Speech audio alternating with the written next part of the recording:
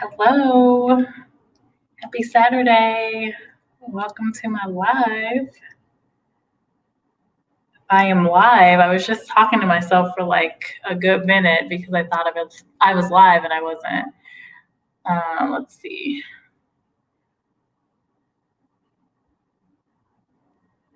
I think I'm on. Okay, cool. I didn't let anyone know I was going live, so this is an impromptu live. So I'm going to say something in the chat.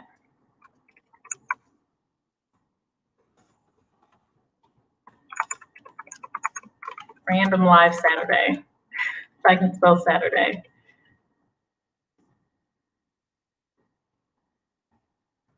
Okay. So I have been cleaning this morning and doing some errands, just got my groceries all settled. So I've been planning my week and just my calendar because this week is going to be crazy because of the holiday. We get 2 days off, so for Thanksgiving and then the day after. And so needless to say, it is going to be rough. A lot of people don't really know what recruiters do, but we do a lot of administrative stuff and we talk to a lot of people. We're constantly on the phone. So next week is going to be crazy busy with trying to cram in a lot of things within 3 days. Oh, hey, David. Hey, welcome. Your name changed, David. You added in your middle name, Thomas. Hello, how are you? Hey, Edward. Welcome. How are you today? Happy Saturday. How's your day going? I was just talking on here. I was saying, I thought I was live for a good minute and I was talking to myself. And so I was like talking about my hair earlier and I was like, oh, I'm not even live. Anyway, random chit chat. Hello, happy Saturday. I am just trying to plan out my week, but thought I would make a live because a lot of times I'll go onto Reddit to kind of figure out what topics I want to talk about for the week, since there's a lot of subreddits and groups and stuff where folks will ask job questions. So I was just doing that just now and thought I would, as I'm looking at some of the questions out here, go ahead and go live anyway, since I'm at my computer. How's everyone's day going? Like, what are you guys doing? David, how's your day going?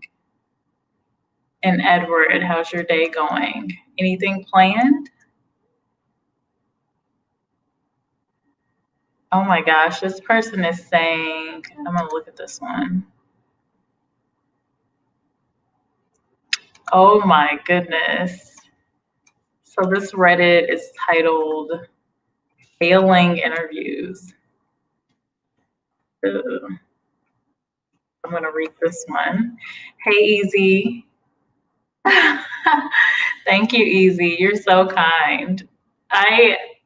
I told you I am working on a book. I've kind of lost a little motivation for it, but it is in progress. Thank you.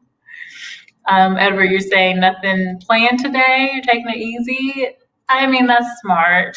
I was just saying on here, the reason I got on the computer is because I was like, I need to plan out my week because with having only 3 working days next week due to Thanksgiving and our office being closed, it's gonna be hectic. We're gonna be cramming in a bunch of stuff. People are gonna be out of the office, so who's gonna get that work?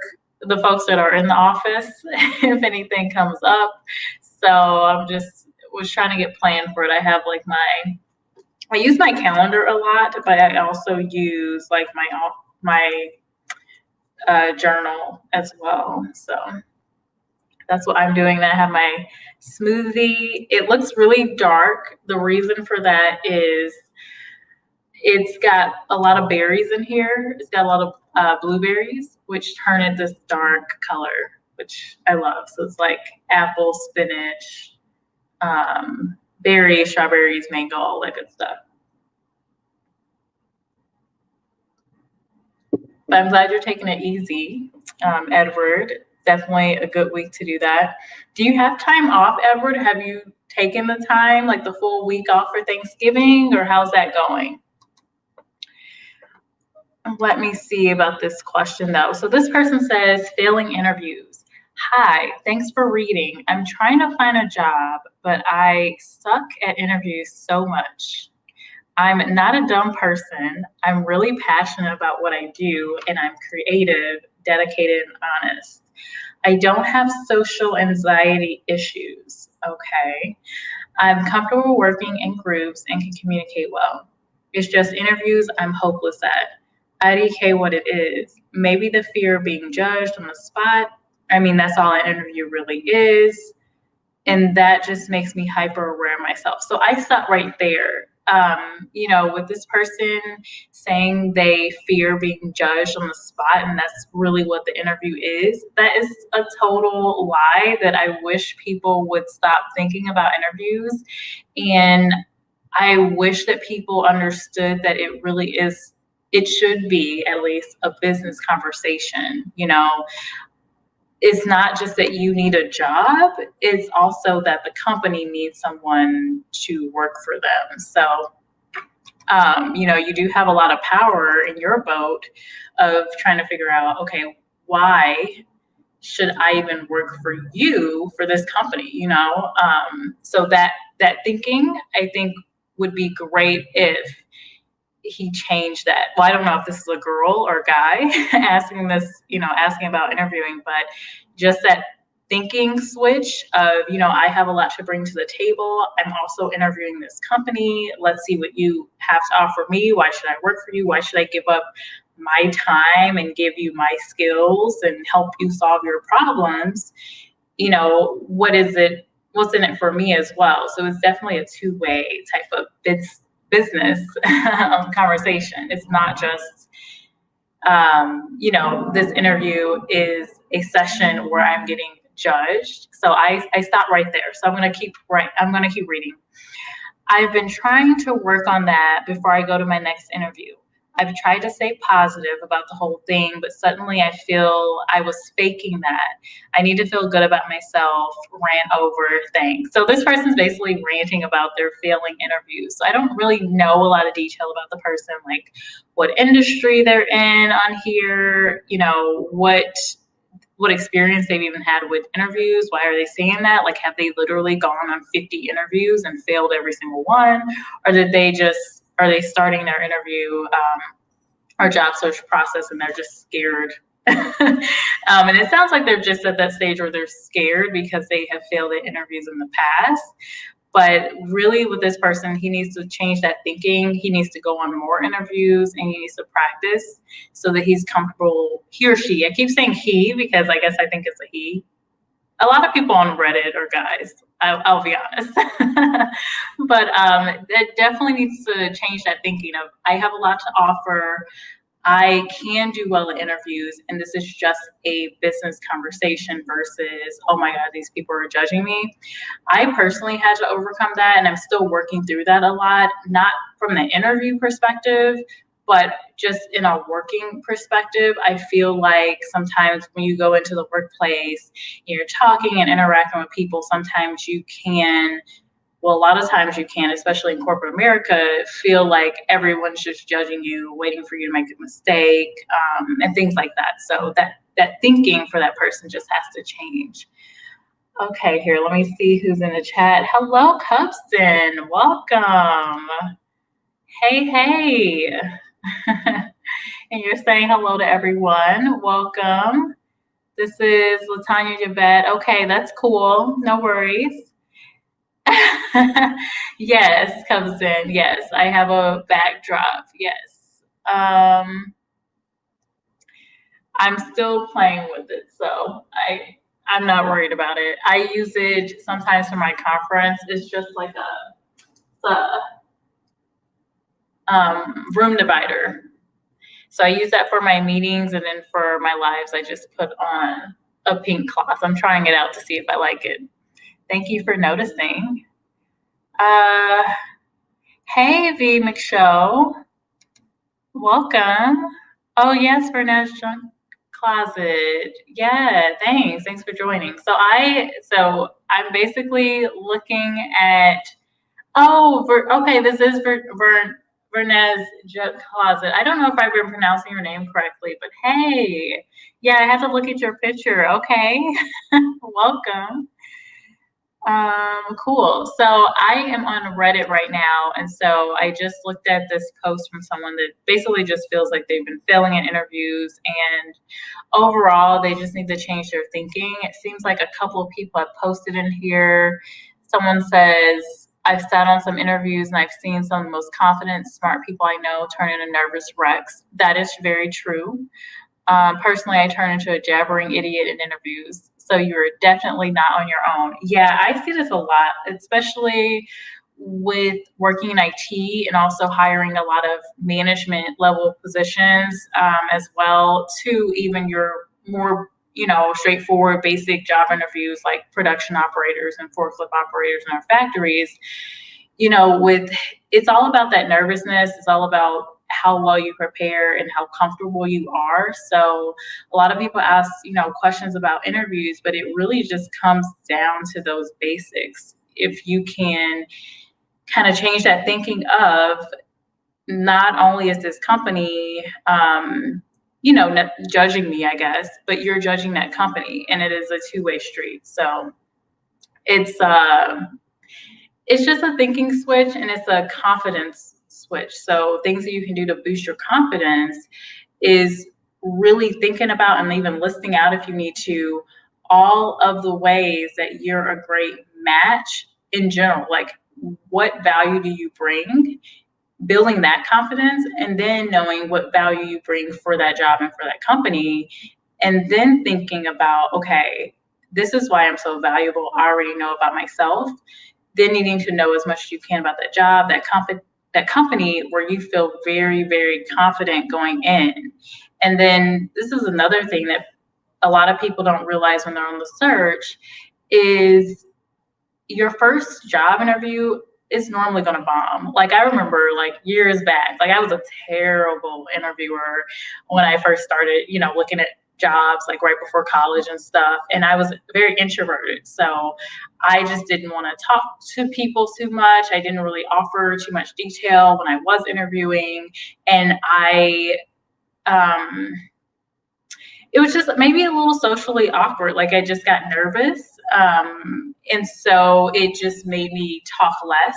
But when you're in an interview, you do need to share some detail. The person has to get to know you at some level, because at the end of the day, the reason that the whole interview process is in place at all is to, one, see if we like each other. If I'm a manager, I'm only going to hire someone that I actually want to genuinely work with. So if you're coming off as shady or aggressive or whatever things that I personally would not like in someone that I want to work with or someone that I need to manage, I'm probably not going to hire you. But if you do, match with me, we click, you like me, I like you, that's just one thing. And then the second thing is verifying your competency to do the job.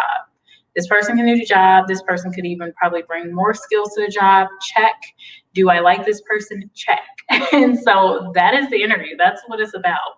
So again, I feel like this thinking has been so ingrained into every single one of us about interviewing. And here's another thing. A lot of times the interviewer is nervous. Sometimes you've got a manager and it's their first time interviewing. Some people are bad at interviewing. Some people have not even been coached on how to interview effectively. I've even had, folks say awkward things during the interview or ask weird questions. And the reason for that is because as an interviewer, they're also nervous. I've even had a manager tell me that in the interview. They told me they were nervous interviewing me. And I was like, well, I mean, that's not how we should be starting off this interview, but okay.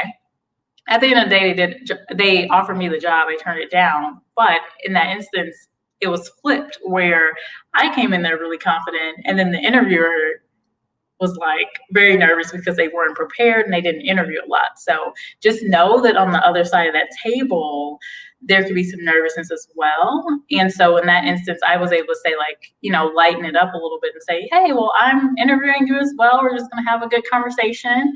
And they relax. So just whatever you need to do to relax, whether it's doing some yoga before your interview, doing some breathing exercises, doing some like Superman or Superwoman poses in the bathroom before you go to your interview, whatever you got to do to build that confidence will help you. All right, let's see here. Hey, Wick Leovan, welcome. Hi, I clicked. Well, I'm glad you clicked. Welcome. I do have a different setup than normal. I'm testing out my just my pink background, so I still got to work with that. Hey, Partly Cloudy, how are you? What are you up to today? How's everyone? Happy Saturday. Cubston is talking to the peeps. Edward Smart agrees. Well, thank you, Edward. I know you have interviewed multiple people for security roles, so appreciate your comment as well. So I'm going to go back to this. Let's see what other people are saying. Other people on this Reddit post were basically agreeing with this, and a lot of people were saying that they just start talking a bunch during interviews. So that was another thought I had just before I started going off on a tangent. But I do see, and this is again, especially at the management level, for folks that haven't interviewed in years. This is their first time interviewing in maybe 10 years because they've been at the same company for a long time. And this is why oftentimes I say always be interviewing. I had the advice from a good mentor and friend of mine to always interview, whether I love my job, whether I'm like meh about my job. I should always be interviewing because one, you have that skill, you are reinforcing what your value is in the marketplace. You have connections that you're building that you can call up and say, hey, we talked 3 months ago, I'm ready for something different. What do you got for me? You have those type of connections. And then the other thing is just that preparedness for interviews. So if something does happen, say layoffs happen or whatever, you're not kind of scrambling with your resume. You're not like, oh my gosh, I haven't interviews in 10 years. How do I talk to people? You're not going through that. So I have talked to general managers, vice presidents, director level folks, and sometimes just that fact that they haven't interviewed, I have heard them tell me like, hey, I'm a little nervous because I haven't interviewed in a while. Or they will, in answering a question, go way beyond what the question was that I was asking and share way too much detail, share personal detail, things that even make them come off in a way that they're not intending to just because of that nervousness. So it affects everyone.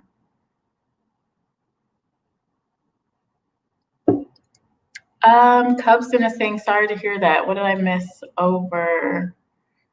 Oh, V McShow, yes. Okay, so I'm going to talk about that for a second. Make a little caveat. So I feel you. I can feel you because HR is a lot. And I remember when I was laid off, I did have to go back and think, do I want to continue doing this? Because one, when layoffs happen, a lot of times the human resources field is affected the heaviest. So before I was laid off last year, I did end up getting a job it was between 3 or 4 months. But it was because I was able to be open to a different type of job. So I had really good recruitment background, and I knew that within the HR function, typically the recruiting teams are hit the least in that, or anyone that's in like maybe HRIT, they're typically hit the least because they're still going to hire people even with a layoff. If they're transitioning their team or whenever things get going again, they're going to need people to find top talent and continue that company's growth. So it's still going to be needed. So I did have to pivot and say, okay, I'm going to leave learning and development because one of the budgets that gets hit the hardest are diversity and inclusion. While all these companies are talking about, oh, D&I, blah, blah, blah, That's one that's going to get hit the hardest. And then 2 is learning and development, unfortunately. Although it's crucial to people growing throughout the company, and keeping really heavy skills, it's hit hard. And then just any HR generalist type of roles, benefits sometimes get hit. So it is tough. And it's not as easy a field as people think. I think people think about HR as like, oh, you just talk to people all day, or you just manage benefits and make sure you get paid. No, we do a lot. We're managing clients, we're managing different stakeholders in the company, we're managing sometimes budgets, we are doing a lot of administrative time sucking work. And then from a recruiter standpoint, we're managing, relationships between HR, our different stakeholders in the company, trying to figure out what's constantly coming, potential opportunities for new jobs, like what are we going to need in the market, potential applicants, candidates, all that stuff. So anyway, on a tangent, but all that to say, I feel you. I feel you when you say you are kind of rethinking that industry, because we don't really know where it's going to go. And I feel like HR in general is kind of shifting to more people analytics, HRIT specific, system specific stuff. And so, I always recommend IT as one great field to go in, maybe HRIT, maybe your own business. I know I offered that to you before. You might be thinking that, but I feel you.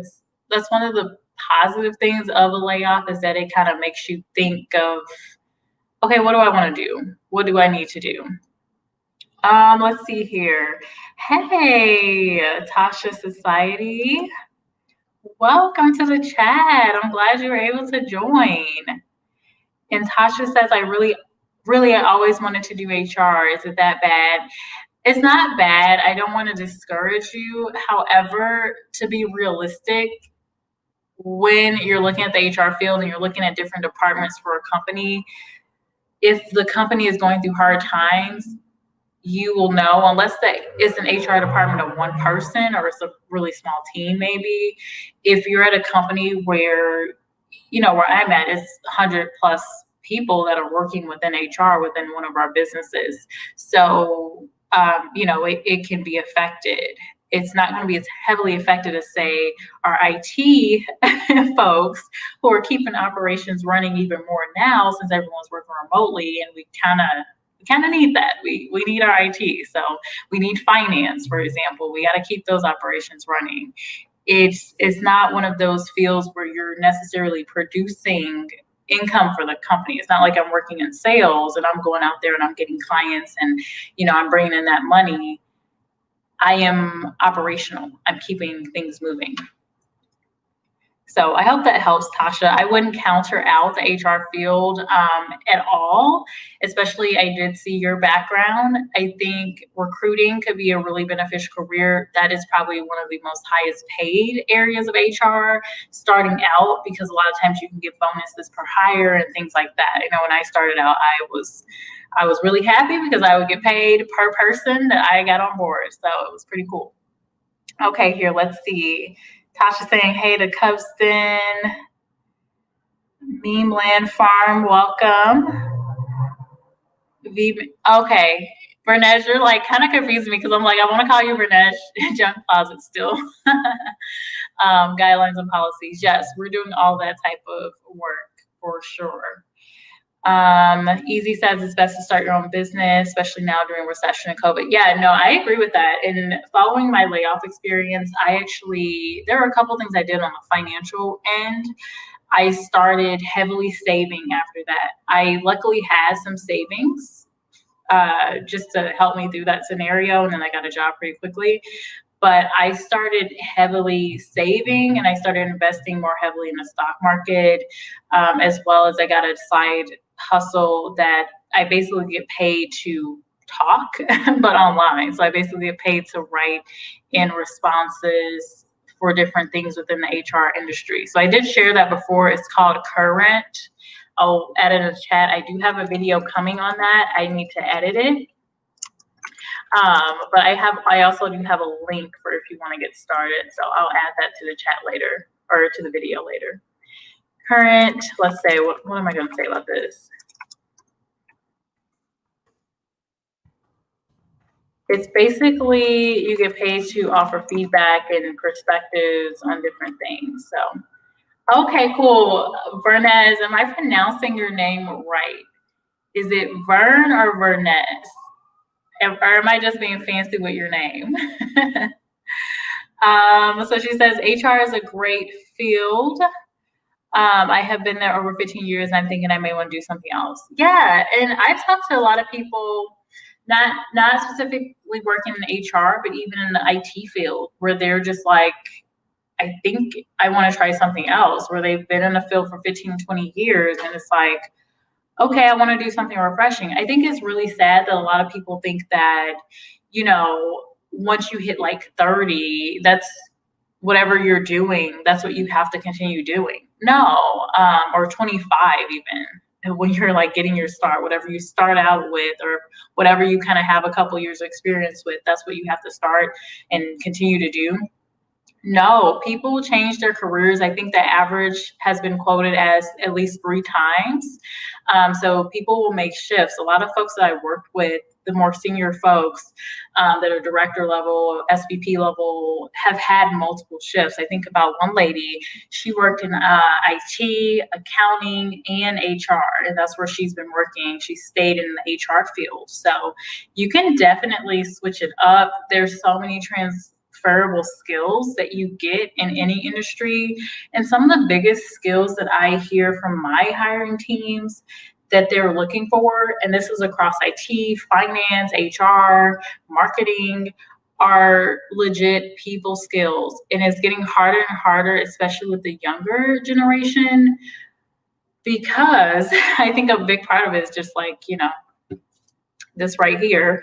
We're online. We don't necessarily have to talk all the time if we don't want to. Even with school, it's like you're doing everything online a lot of the time too.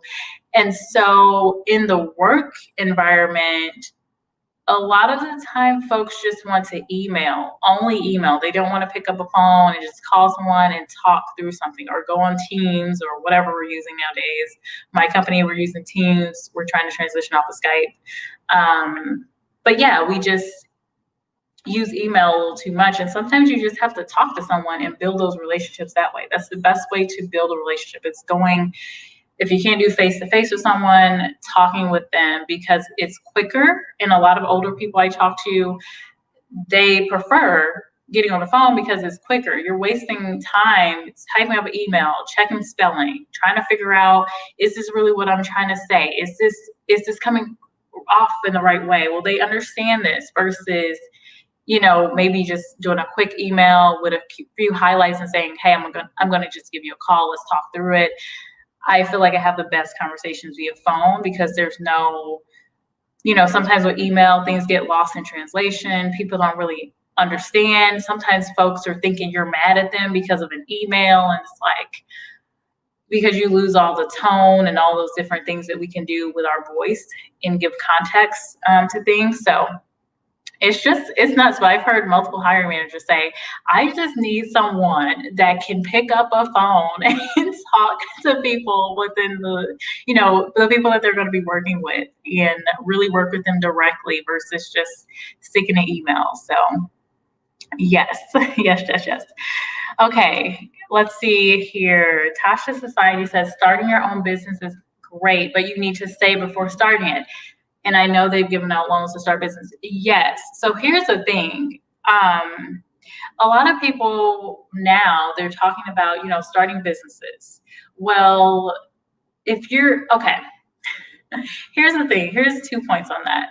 One, you should have a skill. You should have some type of experience. It doesn't necessarily have to be in depth, but that's one great thing that you get from working somewhere. So, I don't think that working your entire life should be your end goal. I definitely think a business mind should, always be the end game, or some kind of plan of owning real estate or dividend stocks, or I don't know, starting your own business or something should be at the forefront. That should be your long-term goal. But in the short term, people need money. Like, how are you going to get food on the table? How are you going to save? How are you going to invest? How are you going to do all these things?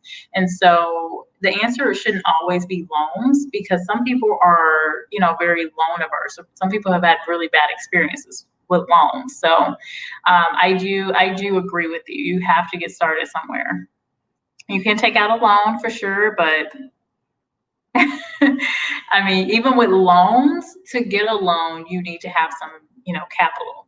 The banks, unless you're getting a student loan, which is the easiest thing in the world to get, they'll just hand that out like it's nothing. But anything else, if you're trying to get a loan, it can be tough. You need to build credit and all that stuff. Tasha, I was in pharmacy for years, hated it. I love my patients, but the pharmacy is an evil field. Yeah, I try to do a very healthy, like I'm very focused on health, natural ways to deal with anything. Like if I have a headache or something, I don't pop an Advil. I just either drink water, which like, how many of you guys remember if your parents ever was like, if you had a stomach ache, if you had a headache, drink some water? My mom was definitely that person.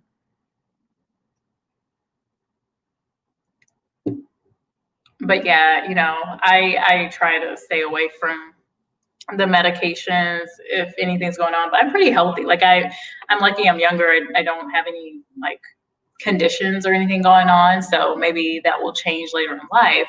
But I definitely try to stick to health. Why do I keep saying or wanting to say health conscious things, but just kind of home, I guess, remedies for stuff. Natural remedies is what I try to stick to, even with like my skincare and things like that. I try to stick to using as natural products as possible. So I feel you there, Tasha. I definitely get that.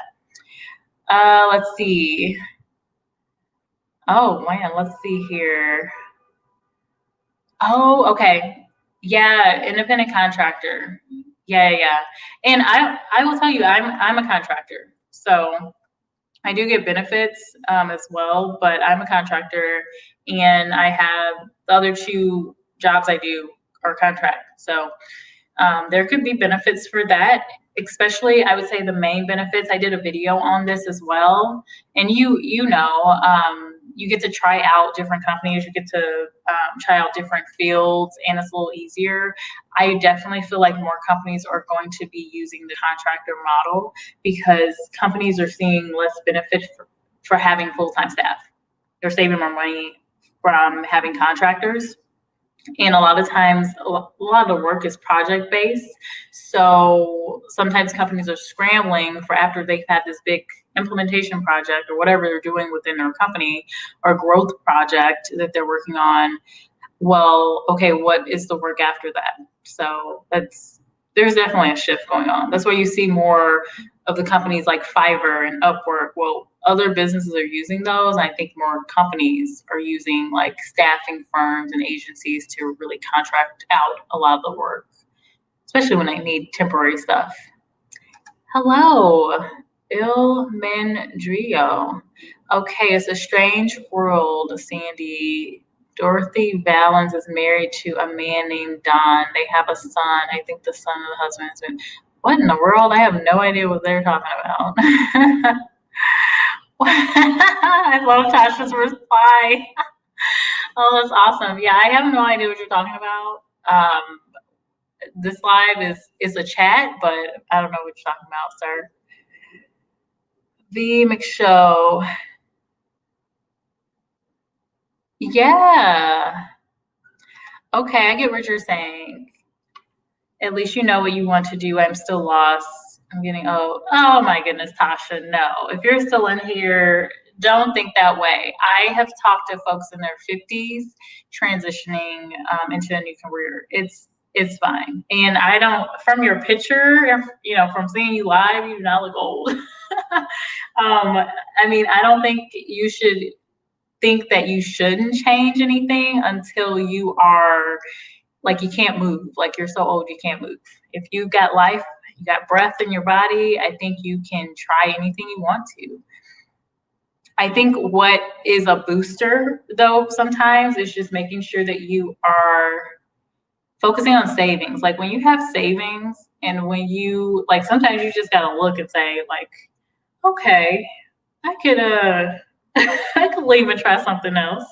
I think the financial is where it starts sometimes because it can build your confidence a little bit. And then you're a little less scared because you have let's say, an emergency fund of 6 months of expenses. And so that way you can say, oh, I could try something else. I could try this other thing out and see how it is. I could try contracting at a different company and see what happens with that. You just, I think starting there is what helped me a lot, because when you're, I mean, when you don't have the savings and you're living paycheck to paycheck, I mean, how are you going to realistically and logically say, like, oh, I'm just going to jump out here and do, this random, I want to become a makeup artist tomorrow. I don't have any skills, but I'm gonna just do it. Sometimes you do just need to try stuff like that, but I do feel like you need to have a backup plan and have some savings and have those financials squared away. Let's see here. I know I'm missing some comments. I'm back here with, I am so scared of loans. Tell me if you have student loans. And if you have student loans, that's why, because they give out student loans to anybody and there is no return on your investment. So you can spend 100K on, going to school at this great school. Well, that same school, when you don't have a job after, they don't say, oh, well, we'll reimburse you for your money. You couldn't find a job, we'll reimburse you, which I think there should be some kind of commitment on that. But at the same time, sometimes college students don't use all their resources.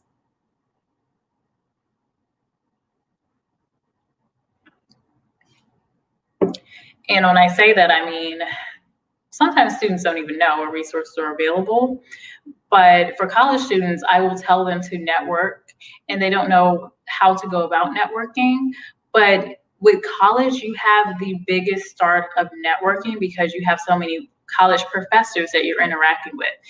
You really hit it off with a professor, keep their information and reach out to them, because companies like where I'm working at, like with Nestle, we will stay in contact with different professors in different universities when we have entry-level programs and entry-level jobs. We will share them at these, universities.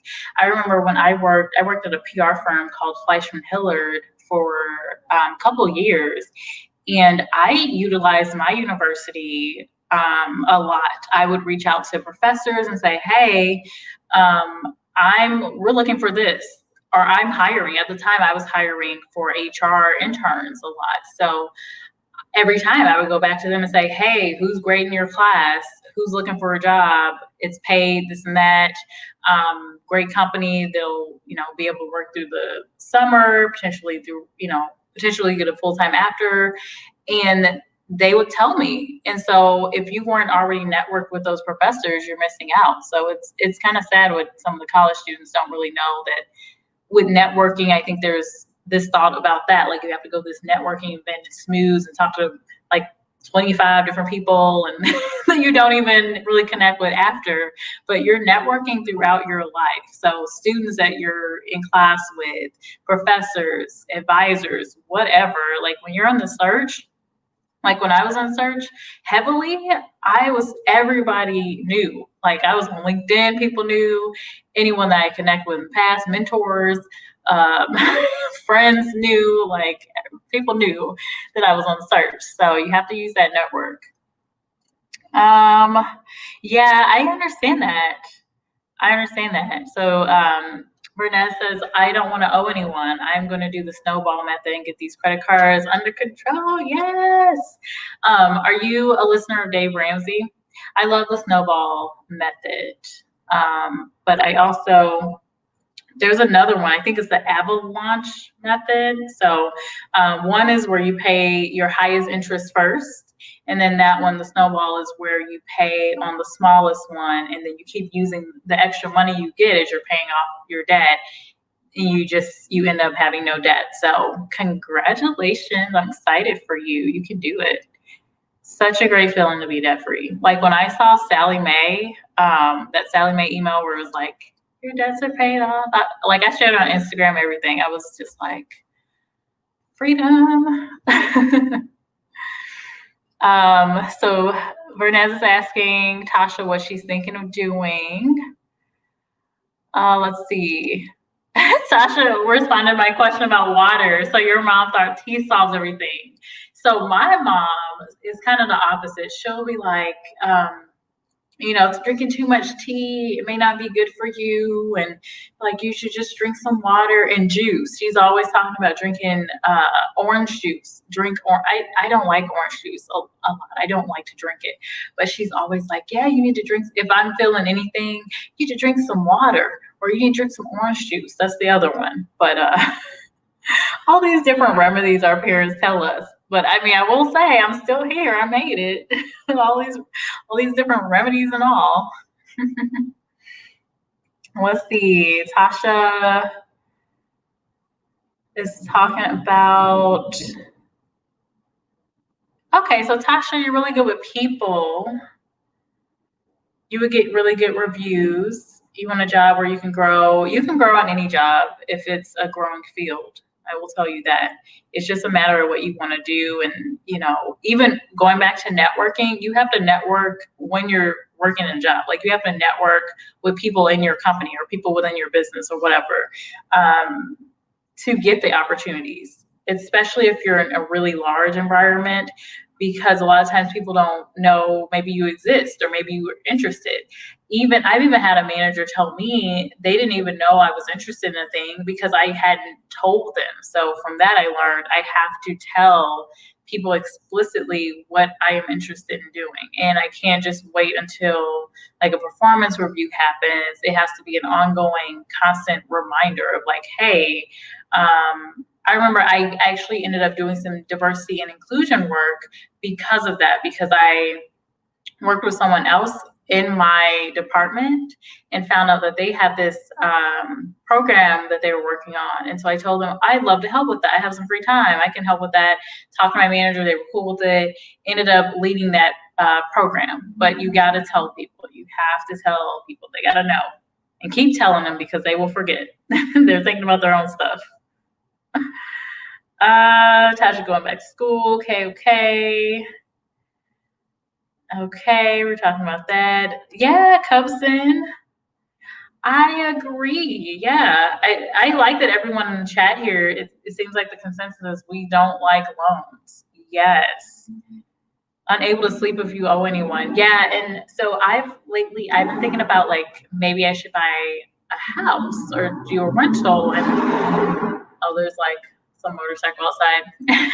But I've been thinking about whether I should do that. And I mean, I think I gotta take the plunge and just get over the fact that, okay, with a house, it's a long-term investment. You will be taking out a loan, but make a plan to pay it off.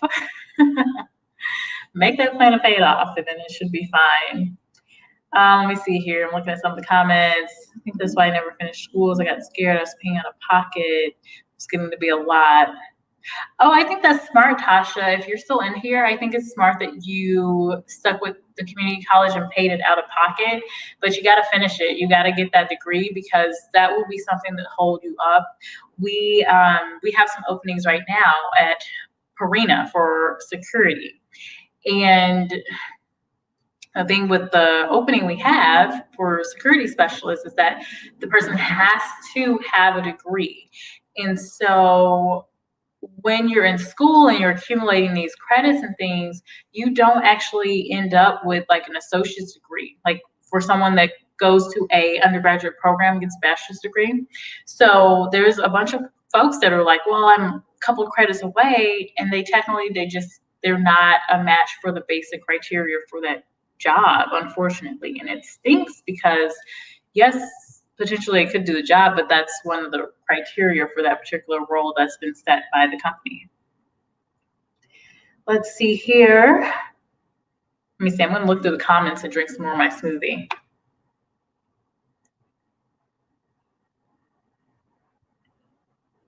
Mm. Hmm.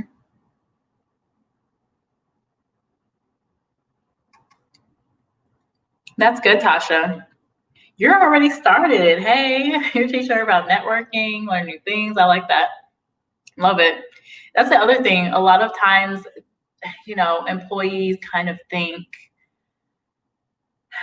the company should focus on your learning and development and how you can grow. But I mean, that's just not the case. They should. There should be plans at least where okay, here's what I need to do to get to this level. But a lot of companies, you'll be surprised, don't have a lot of focus on that. They just don't.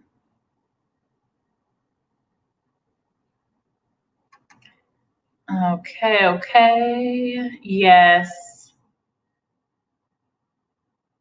Yeah, that's a good point, Bernice. Really good point. Oh, Tasha has only one credit card. That's good. I will say I do have credit cards. I have credit cards. I only use one of them though, and it's just because I feel like credit cards are a little safer if there was ever, any kind of identity theft or anything versus a debit card because I mean, it's like you'll be really fighting with your bank about that, I feel like. But I think credit card agencies have more focus on preventing, the fraud from happening at least. So that's why I stick with that. And then whenever I've had any issue in the past, they've been like, quick to credit me back the money. So let's see. Tasha's laughing at me about that orange juice. Yeah, she was. I'm telling you, if I call her right now and tell her like, "Mom, my stomach's hurting," she's gonna be like, "Oh, what have you been eating and this and that, and oh, drink some orange juice." I guess that is gonna save me. Yes, Bernice, I would be interested in that. Yes, just let me know some details. Let me put my email in the chat. Put my personal one in here, and then let me know when you get it, and I'll take it out. This is how you can reach me, Bernice. Yeah, I think that's smart. I think that's smart with the credit cards. Yeah, just make sure I mean, just make sure you're not leveraged too much. I think is the main point of that because some people they've got like 25,000, 30,000 of credit card debt and they're not even making, 40,000 a year. And so that's a tough place to be in. Yes, we should all do a collab. I love that idea. Tasha says, my daughter's mindset, I wish I had. She has always been a straight A student. Oh, always listen to her about her goals and no pressure. I love that. I love that. I think especially for, and I don't know who we have in the chat here, but for my fellow Black Americans, I think we do need to push that more. I feel like the narrative has always been you have to do this process. Get the good grades, go to school, and get a good job, work there, get a house, get the car, look good, and live this happily ever after. And it's really not because there's so many different things. I could probably talk about in a different video as far as D&I, because where are the jobs? When you get out of college, the scenario for someone like me that looks like me is going to be very different. Will there be as many jobs? I was lucky and I benefited from taking on internships, having mentors, building relationships with my professors early on. But a lot of people don't know that. And I didn't know either. My mom, she didn't tell me, she didn't know anything about going to college and how to work this system. She was in the nursing field. So it was like, good luck. I mean, I don't know what to tell you, get the good grades, but you really have to network and build those connections and get experience as you go during college. When you leave college, there are folks that are like, they have a side business, they have internships. They've been running activities on campus, but with a lot of people like me, they're working, but they're working just to sustain themselves. So they're working in maybe, I don't know, retail associate or something, and not able to get into a corporate business, or not able to get something in their trade or their field sometimes. And that's what hurts them in the beginning of that career, and a lot of times takes them longer. And you kind of create this cycle of like, okay, where your student loan debt payments start, and then it's like this huge mess. I know a couple of friends in that boat, and I also know a couple of folks that I went to college with where they didn't finish their degree, but that debt still sticks with you. Whether you make it or not, it stays with you. So it is a vicious cycle. Let's see. Yes, I love that. Oh, good. So you're starting on a second one. Good for you. Hand clap for you. Love that. Let's see. That's how my mom was. She always said, get good grades, become a doctor. Right. So, and the opposite. So I feel like your mom and my mom were kind of similar in some ways, but then different. My mom always told me to go to law school. So when I started out in college, I I thought I was going to be a corporate lawyer, and I started with poli sci as my college major. And oh my gosh, I had some of those classes and I was like, this politics is disgusting. That's literally all I remember thinking. I had this really interesting professor who was really cool, but I just walked away from it like, I don't want to deal with this. And I don't want to continue taking classes in political science. And I started talking to lawyers because I worked as so, I don't know if any of you have experienced this, but if you ever talk to like a student from your school and they call you and they're like, hey, would you like to donate to whatever fund? I was that person. So actually I actually worked in the call center. Then I became a manager of the call center, and would just call up alumni and be like, hey, I'm calling from, my school, blah, blah, blah, blah. Basically asking them to donate. So what we did with that program, though, is you'd be placed in whatever field you were in. So since I was on the legal track, law school track, I was placed with all the lawyers. And oh my goodness. Like some of the conversations, I would say the majority of the conversations I had were like, I don't want to talk to you. Here's the money, which were actually my favorites. If they were normally men, they'd be like, okay, I'll give you some money. Like, I don't want to talk to you. I don't want to answer all these questions. I don't have this full conversation, but here's some money. But then the other end of the conversations would be like, a lot of men actually I would talk to in the legal field. So they would ask me about, okay, why do you want to get into the field? Well, let me tell you, this is what I do all day. And it's miserable and you don't want to do this.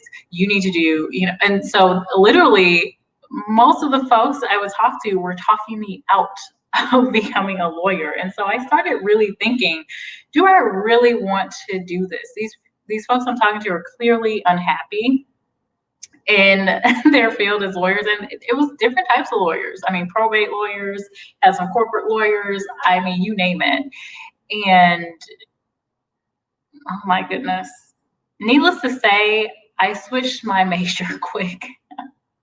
So I pivoted. I stuck with Spanish and international business and business administration. It was business administration, but a concentration in international business. I thought I was going to be, traveling the world, working as a consultant, and then some kind of way I jumped into HR because I knew someone, I had networked with my mentor who knew someone, and they were like, hey, there's this internship, you'd be great. And then I jumped in. I was like, oh, okay, yeah, this is actually kind of cool. They're paying me money. Let's go. I wasn't sure if I would do it for the long term. But I saw a lot of different opportunities within HR. So Tasha, if you're still in here, you're thinking about HR, I will say there's a lot of different opportunities you can have. You can focus on more systems. Like, if you don't want to talk to people as much, You can focus on HR systems. So what are the payroll systems? What are the applicant systems that we're using in managing that, managing the data, managing how they work, working to help build new systems, working more closely with IT. You can work with people all day long as a recruiter, with talking to different candidates and being like, hey, like doing what I do. Hey, we got this new job. You interested? One of the highlights for me yesterday was offering a job to a candidate, and she was so happy. She said it was the highlight of her day. And those are the things that make me want to continue working in recruitment or talent advising. You'll see it a lot of different ways, talent acquisition, all of that is to say recruitment. But it literally made her day. She was overwhelmingly happy. And so it just really helps your heart. Or I remember actually this lady I'm still friends with, but I reached out to her. She had nothing on her LinkedIn profile. And I reached out to her, and she ended up being this phenomenal candidate. And then she came back to me after she had the job for a while and was like, I'm so happy you reached out to me and told me about this job opportunity. So those are those moments that I really love about what I do. But then I've also worked within diversity and inclusion, helping educate other people about what other people go through and how we can make differences in how we work and how we recruit and things like that. Training and development, I've trained classes, I've led onboarding sessions for folks that, are just getting acclimated into a company. So there's so many things you can do. I can definitely talk in another video if you want to learn more about what I do on a day-to-day, and then just how vast the HR field is. But again, just know you should constantly be networking, because it is one of those fields that is not necessarily crucial to the growth of the company or anything like that. It's operational. It helps the business function better. So you're really strong companies like Facebook, Google, Amazon, they will have large HR departments that they will focus on. So it will be easier. It's easier to get jobs at companies like that, because they're going to spend more money to make sure their people are straight, make sure their people are well trained, make sure they have succession plans, all of these things that fall under the HR umbrella. So I'm going to go off of that topic because I saw some folks come in. Hi, Paolindo. Welcome, my friend from Italy.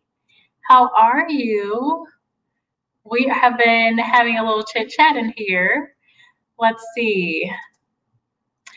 Vernez, I agree. Yes.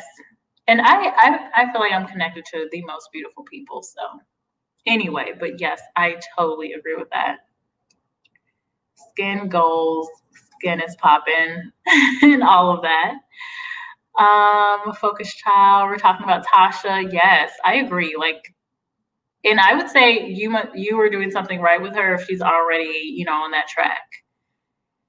Doing a lot of good things. Okay. I'm going to take another sip of my smoothie.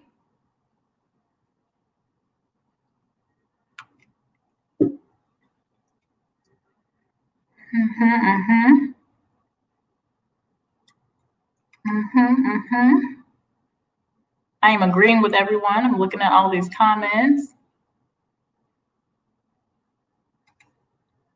I'm waiting on Paolindo to start telling some jokes. I always smile when Paolindo is in the chat, because I feel like he always offers something interesting to say. Let's see. Oh, we're trying to figure out where Tasha saw Paolindo. Okay. Well, so I'm going to go back. I was originally on Reddit, looking at some of these questions in here. So I'm going to look at something else. So we had the guy or girl, I don't know if it was a guy or girl, that was talking about failing interviews. So we talked about that mindset thing. Let's see. Oh, gosh. This one has 406 people that have looked at it. Okay, let's see what this one says. I'm nervous. It's 3 paragraphs. Okay, so for all you job seekers out there who aren't getting hits, okay, sounds like someone has some tips for job seekers out here on Reddit. If you're like me, you've done everything you can, the homework on yourself, the resume crafting and recreating or recrafting. Maybe you've even reached out to old classmates or family who have connections to see what's out there for a company who might give you a chance simply for who you are. I know my resume is gold. I can't see the resume, so I can't verify that, guys. And so are my interview skills. Again, I can't verify because sometimes people think their interview skills are great when they're really not so great, depending on what type of interview it is. If you're highly motivated and consistent with the application and research process, while also taking advantage of all your resources at the same time, all this rejection has absolutely nothing to do with you.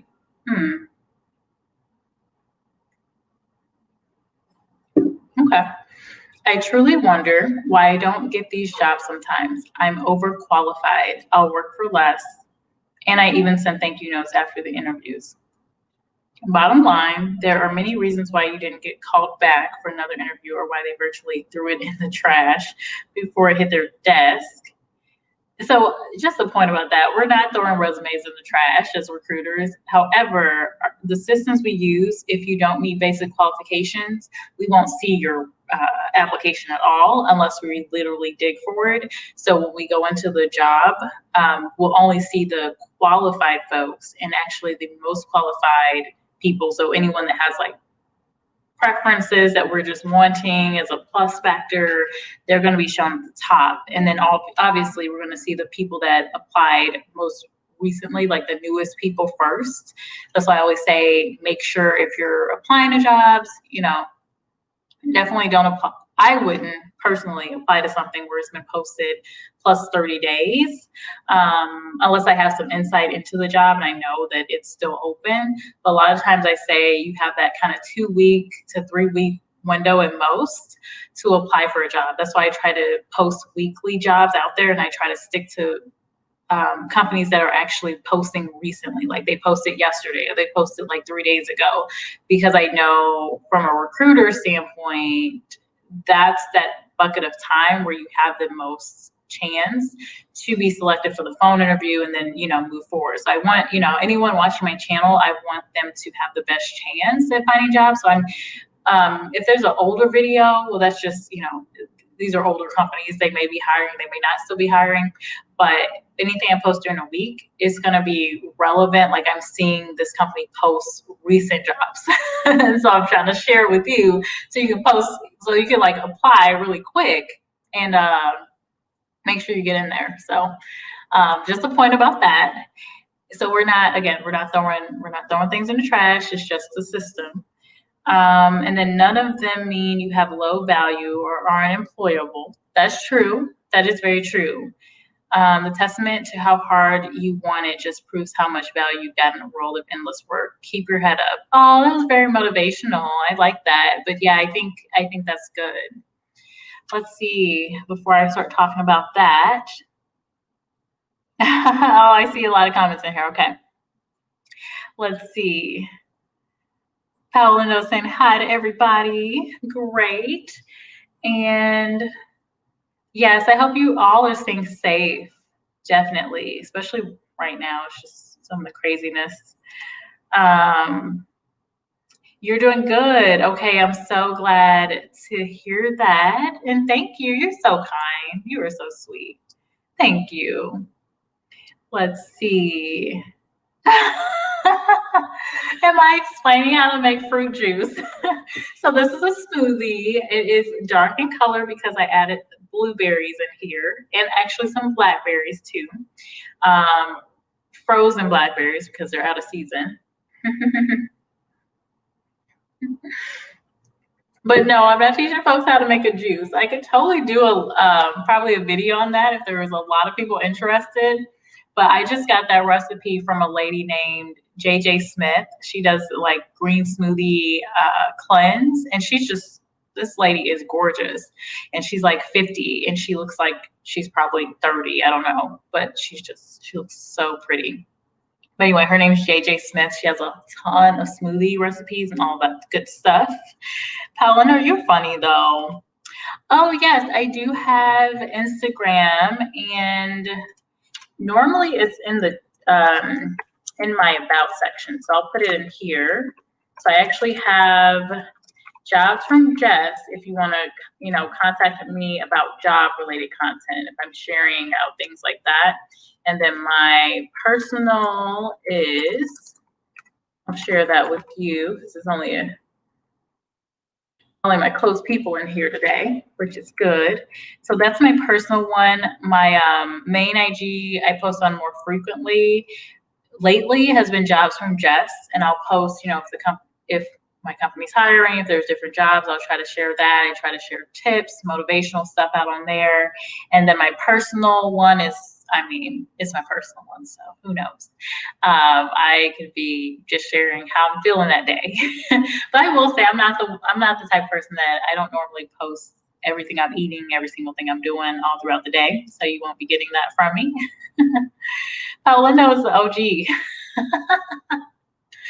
Yeah, you've been here with me and Cubston from the beginning. Like Cubston, you're still like my moderator. You're like one of my number ones and my first moderator. I don't think I've even created another moderator yet. Let's see, Paolindo's doing well. And the topic, Paolindo, was so I've been using the day I started off just kind of getting organized with my schedule this week. And then I popped on a Reddit because there's a lot of subreddits and things that focus on asking job related questions. So a lot of times I'll go out there, and my Reddit handle, if you're interested, is the same as my Instagram. It's jobs from Jess. But I will go out there and I will just answer questions sometimes. I'll see what folks are talking about. So we started with someone that was just really feeling down about their ability to interview, and they thought interviewing was just basically someone judging you. And so I talked about why it's not. It's definitely not that. It's a two-way conversation. It's a business conversation. We got to stop thinking like that if we're going to come off really confident in our interviews. And then, with this one, it just sounds like they're giving some motivation out there. I definitely think it is an issue with, folks feeling overqualified a lot of times. I really feel like the job descriptions that we put out there as companies a lot of times just don't. Sometimes they're counting folks out, like with saying they only want 3 to 5 years of experience. Well, maybe there's someone great and they have more than that. Like, are you still going to consider them? Like, there's still a lot of gray sometimes. And one sad thing is that women, for us, we typically won't apply to jobs if we don't meet every single requirement. Whereas men, they will apply to any and everything, which we probably, whether they're qualified or not, which we have seen in the US with our president. Whether qualified or not, we're doing it. That's how men are. Just from my experiences, they'll try it anyway. And a lot of times they will get the job because here's the thing, a company can put out that they want 10 different things in a job posting. Most likely there's only 2 or 3 things that they really crucially need in the job, like as far as skill set and what this person needs to have done before. And a lot of the other things are more soft skills. How can you portray what you've done? How can you communicate? How can you demonstrate that you've done X, Y, and Z in the past? And do I like you? Do I want you to join my team at the end of the day? So there's so many different things that affect the interview. I've even been thinking about doing video on, your look, like if you're bigger, if you're not as attractive, if you're short as a man versus taller men, and things like that play in, a part on interviewing. Tasha, you may not have heard me say this, but I've said in a few different lives, if you're still in here, I've shared this experience where I had 2 job candidates and one smelled, and that's who didn't get the job. And it's these little things that really do. We try to factor out biases as much as we can, but hygiene, how you look and how you put yourself together. All of that is important. And that's why I make some of those videos where it's like, okay, we get it, Jessica. I need to dress up for the interview. But no, people don't do it. People do not dress up. As I keep seeing this, that's when I typically am inspired to make a video. It's literally because, okay, someone's done it again. I'm like, okay, I'm making a video about it because this has to stop. This has to stop. Like, people cannot do this. We have to get folks jobs if they want them. So, all right, I'm gonna look into the comments here. Paolindo knows who everybody is. Paolindo, you've been networking with people. Paolindo says, oh, I'm so sweet. Yes, you are. You're very kind, and I appreciate you. I appreciate all of you. Paolindo, you want to be my moderator? Would you like to? I would love to make you a moderator. I do see you in my lives pretty often with Cubs In, so I would be happy to if you were interested in doing that. Let's see. Ever Smart, yes. You know what? That will probably be a long video, to be honest with you, because yeah, I mean, workplace discrimination, I mean, just as a whole. I saw this story about, even like in the real estate market, this lady, she and her husband, who was white and she was black, they had to take down her pictures and make it seem like he had the house only for them to get a market rate for the home. And it was like a good 100K that they were missing out on, only because, the appraiser saw that Black people lived in the home. So you take that and you look at the recruitment process and all the different biases we have in general as a people in this country. And then you counter in, race and gender and age and height and disability, veteran, military, not understanding military experience, all of these different things. It will be a long conversation. I definitely think with the recruitment process, there's definitely tougher challenges that we go through, especially in the corporate world. I feel like, just from my own experience and looking at data too, Black men are typically hit strongest with finding entry-level jobs a lot of time, like just getting that start. But then when it comes to getting leadership level jobs, Black women, and women in general, Hispanic, Black, Asian, whatever, women in general, we don't get those leadership jobs.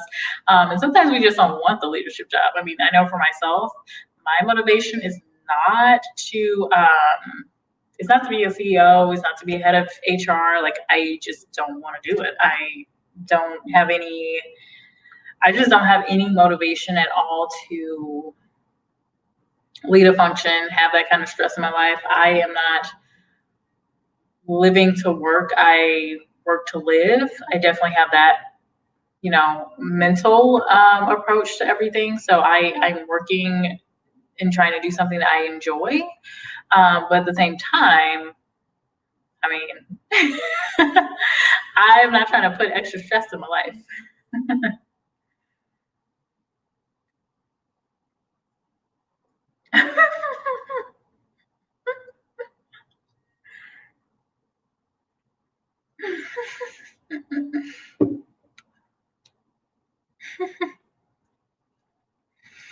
I'm laughing at Paolindo. Okay, so I'm gonna put this one up. So many people discriminated, like avocado. Someone says that's a fruit. Others people say it's a vegetable. Who knows? Hey, I'm a millennial, so don't talk to me about avocados. I love avocado. Oh man, no, avocado is a fruit. We know this. It has a seed in the center. Anything that has a seed is a fruit, like tomatoes. Tomatoes are a fruit. That's a good point, Paolindo. That's funny. But yeah, I mean, workplace discrimination, that would be a good topic. I would just have to think through how I want to talk about it, because there's just so many different the struggle is real. So many struggles. Like even when I was working specifically in D&I, and I still work in D&I as a recruiter, I focus on, diverse and female talent for my openings. But it would just be sometimes so overwhelming just thinking about how to get people to hire people that are not like themselves. Because in general, people like to hire and work with people that will be easiest to work with, which basically are people that are like them, people that they can see like, oh, you remind me of myself at a young age, or and people may hear this at a company, oh, you remind me of my daughter, or oh, you remind me of my, best friend or whatever. So in these areas where people have never seen any type of diversity, it's harder for you to be hired, because if it's a team of all men, for example, and they only work with men and they've never worked with a woman, then it may be harder for them to hire me as a woman because they haven't had that exposure. Same with another community. Like if I'm in an environment with it's a team of all white Americans.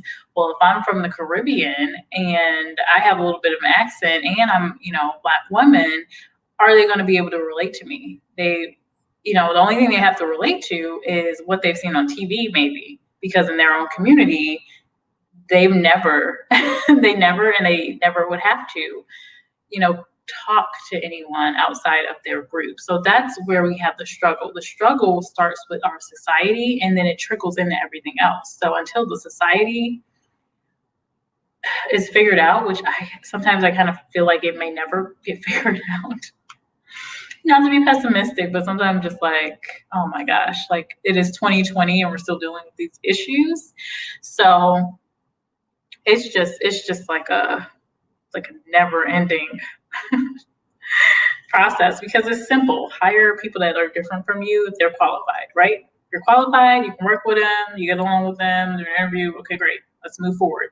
But no, there's just too much. It's too much. People overthink it. People are just so worried about this and that. And people don't want to lose power. There's just so many different things going on.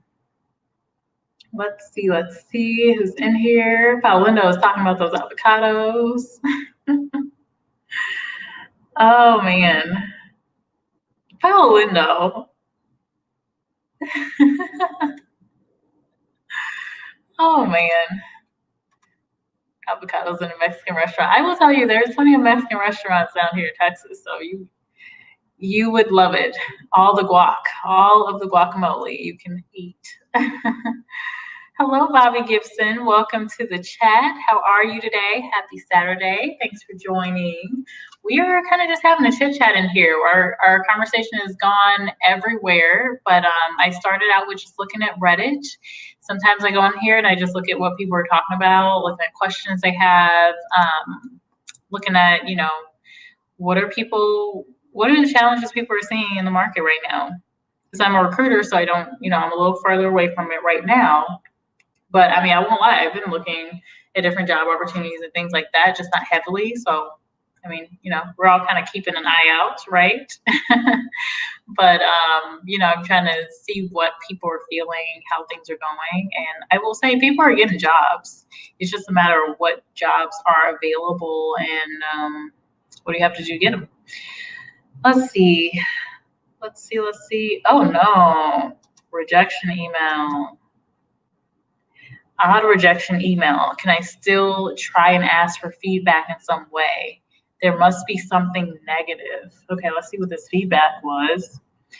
The feedback was positive throughout. However, the competition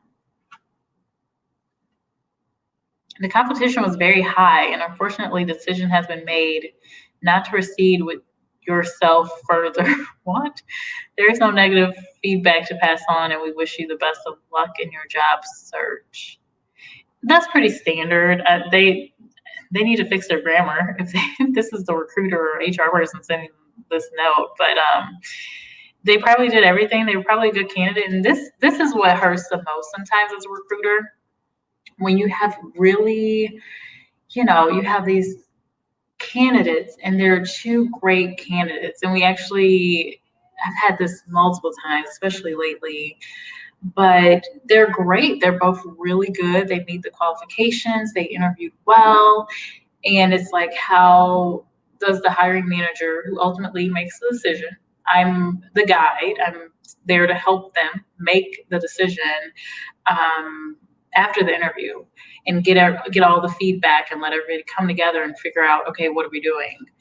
And sometimes that's just the case. There's two great people, they're awesome, but there's one thing, there's always this one or two things that are going to make the hiring manager like go, yes, I need this person on my team, or this is going to be what stands out, and this can be used in the future. Like, a good hiring manager is going to think in the future. And let's say maybe you have training experience and they know they're going to need someone to be a mentor to some newer people on our team or something like that. That could help you stand out. So it's always good to use your recruiter or whoever you talk to during your interview, that first person, get as many tidbits about the job and what the requirements are, what the job will entail, what problems that team is having, and what is really going to make this person stand out. What are they going to be assessed on their first couple of months of work? What do they need to have done? Those are some of the things that you need to be asking. And sometimes I get the question of like, folks are like, what should I ask in an interview? You need to ask. You need to ask these questions where you really understand that job, because let's say you move on to the next stage of the interview, that is what you're going to use to make sure that you stand out over anybody else. Like, forget these other people. Like, they can be great, whatever. It's all about me. This is why I'm so great.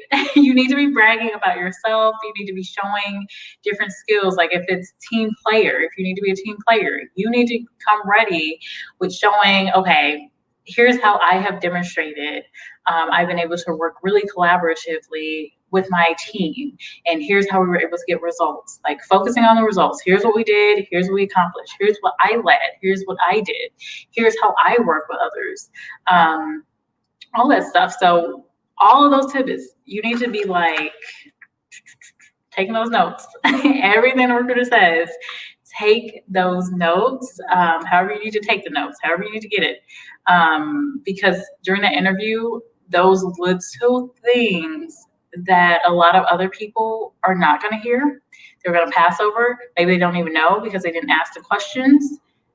And sometimes recruiters, we don't mention it because we've got this little bit of time. We're not going to mention every detail of this job, right?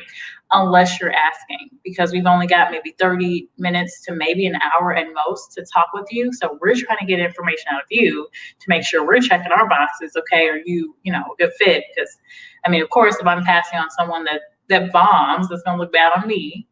Kind of like, the parent, kind of like the parent, like, okay, these are my kids. Got to make sure they're ready. Got to make sure they're ready for the interview, because if they do well, I look good, So we're not going to pass on anyone that we think is just going to bomb the interview. So anyway, we're making sure that you meet all of these qualifications, right? So in doing that, it takes up some time of that interview. It's going to take up a lot of the time. So when that recruiter goes, hey, do you have any questions for me? You need to be like, yes. You need to already have some planned questions that will help you understand the job and help you for when they say, okay, we want to bring you in for an interview.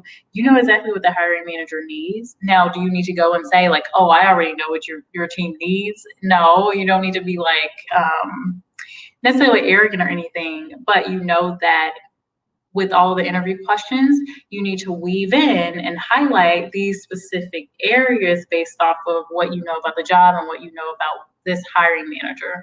And I'll tell candidates like, hey, I know that what will stand out to this hiring manager is someone that has really strong communication skills, or someone that has this type of certification. Like, if I see you have a certification, I'll say, okay, you need to talk about this during the interview, because this person's really interested in this person having a Salesforce experience or something. So let's see what's going on in the chat here. And welcome Bobby B, or Bobby Gibson. Hey, Miss Full Roller, I did not see you. I don't know if you're even still in here. Hey, I hope you are doing well. I'm so good to see you. Um, love your trivia nights. Even though I don't do well with Miss Full Roller's trivia. It's always like Miss Full Roller does trivia on like 70s music. And I'm like, I wasn't born. I don't know anything about this. Or even 80s music. I wasn't born yet. I can kind of, remember a few songs from my dad and stuff, but no. Please do if you're in here, Miss Full Roller, please do a 2000s and 90s trivia. I think you did a 90s trivia before, and I think I did a little better. I want to say you did. It was something more recent, I know. Guacamole, Paolo and guacamole. I mean, I will say, just casually, I love guacamole. Love it. Edward Smart says qualifications of merit are what count. Yes, exactly. But I mean, at the end of the day, there's so many things that as a hiring manager, you're realistically thinking about when you're looking at multiple candidates. And so there's got to be that one or two things, those one or two things that will make you say, yes, I have to have this person on my team. Because a lot of times, especially now, since we're getting heavier traction with candidates, a lot of times that's what it's going to come down to. We're getting stronger, solid candidates, and sometimes we just have to tell the other person like it was a really close match, but at the end, they went with a different candidate. And some companies won't really share the details with you because of compliance reasons. They don't want to give you specifics because they don't want to deal with any legalities of you coming back and saying, like, I don't know, well, I have whatever, and this and that, or combating, the decision after it's already been made. Kind of like with this Reddit poster, they're saying about this odd rejection email. Can I still try and ask for feedback in some way? And I mean, they're kind of going back. They're trying to find out more information, which I get. As a job seeker, I definitely think you should always ask for feedback. But if you're not really getting specific feedback, it's probably because they have some kind of policy in place where the team can't share anything specific outside of, it was a close one, or maybe you were missing a skill. They can probably share that with you, but they won't give too many details. I'm just looking in here. What? This person says I am finally free, but with a cost. What? I don't know what this is. Oh, okay, this is different. Okay, so this person says, and thank you, Bobby Gibson. That's so nice of you. I'm doing well. How sweet. So this person is saying I'm finally free, but with a cost. So they're leaving a job. This is a sad story for those of you who feel trapped or lost. Oh, wait, this is a story. This is a story for those. Okay. I just left my job, which was so toxic that I have developed medical problems from chronic stress. Oh my goodness. I would click on the sad story. Okay, let's see what's going on here with this person. Okay. Down to my last day, I was diminished by those people. I finally said no more of this ish and made it happen in the middle of a pandemic, which is crazy. I am privileged to be in a position to have already found a new role. Hey, the last night I woke up sweating 4 or 5 times. Oh, there's a plane going over me. They're sweating 4 or 5 times. I was dreaming about the torment I endured over the last several years. Don't stay too long. It's not worth it ever. Trust and believe in yourself. Oh my gosh, I totally agree with this. And I have had the experience of working in a toxic workplace, not where I'm currently at, but a past employer, and I won't say the name, but it was rough. And it wasn't just me getting the toxic environment.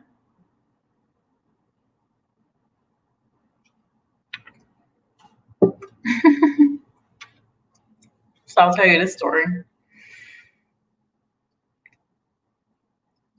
Thank you, Paolo. Oh, thank you. That's so sweet. Thank you for the likes. I appreciate that. I'm in StreamYard, so I can't really even see all of it, but thank you. I will see it after the video. I appreciate it. So toxic workplaces. Yeah, it's not worth it. That stuff, it's not worth it. And in this post, it seems like, this person was just at their last straw at the point where they're just like, I can't take it anymore. I've got to get out of here. It sounds like they probably had something already lined up because they had found a new role. So I imagine they were probably in process of interviewing other places and were just like, okay, I'm done with this. But I get it. I get that feeling. There are definitely a lot of signs during the interview of a toxic workplace. So for people looking for a job, this is why I also say you are interviewing the company, because what you don't want to happen is you kind of flow through the process, yada, yada, yada, and you get into that company and the environment just stinks or the manager is terrible. So, I mean, you should definitely ask questions about the manager's management style, what their expectations are. Ask about the culture, and with culture questions, sometimes you will get a little bit of the truth, but generally people are going to stay pretty positive with the culture, like, oh, it's great, whatever. But what you want to hear, why do they like the company? What are some of the things they like? Now, if you get someone, you ask this question, why do you like working there? And they're like, oh, that's a good question. And they have to really think about it. That's not a good sign. That's not a good sign. Like for me, where I work, a lot of things I like about the culture and I miss about being on the campus is just the fact that a lot of people are super passionate about what they do. They're coming into the office. People are generally happy. Like it's just a upbeat type of environment. And you can see that the leadership cares about its people. And there are some companies where the leadership doesn't really care, and you can feel that as an employee working there because there's no investment. There's no investment in training. There's no investment in like activities to just come together and do things. So all of that stuff. If you're not hearing that those things are happening with the company, that's not a good sign. There's like no, you're not seeing engagement online. If you're not seeing engagement on their LinkedIn, you're not seeing them sharing stories about people that are happy with their job. If you're not seeing, folks on their social media giving positive reviews, like now you can go on Glassdoor and you can look to see what people are saying. Now, take it with a grain of salt. I'm not saying that if you see one bad review or a few bad reviews, it's the end of the world and it's a terrible place to work. You're always going to have that disgruntled employee where it just wasn't a match. You're definitely going to, have some people that just want to be negative in general. But overall, you should see some positive stuff on there. I'm going to look at these chats in here for a second. Well, I've kind of talked about this person's scenario, but I'm glad they got out of their environment. It's so not worth it to stay in a toxic workplace. For me, I stayed, it was like one of my first jobs out of college. And so I was trying to get experience. I was connected with someone in the company, which didn't help, which kind of kept me there a little longer than I planned. And so, but there were a lot of things going on with my department leadership that was not in my favorite. I will just say that. I'm doing well, Bobby B, if I didn't answer you earlier, and thank you, Paolindo.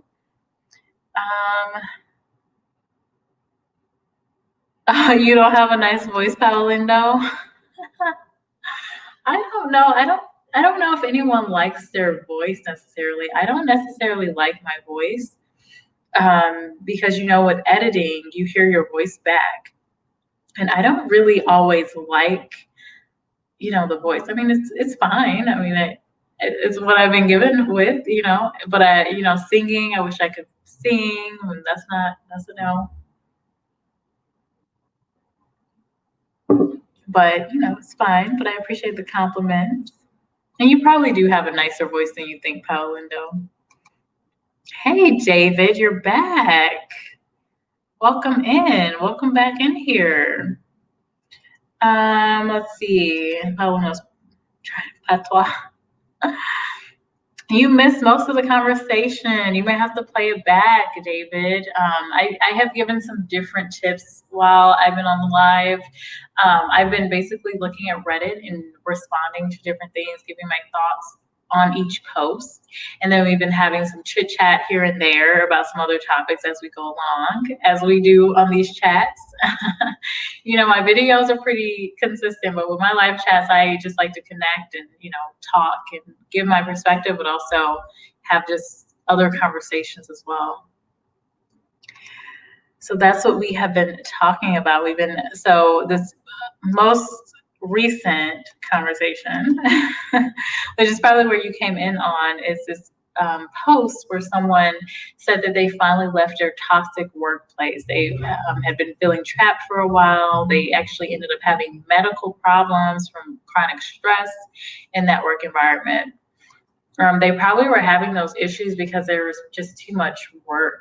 So, maybe there weren't enough resources provided by the company. Again, leadership not investing in its people, not understanding what the needs are, not wanting to hear from the employee and make changes from hearing from employee feedback. So those are all things that you should ask about during interviews.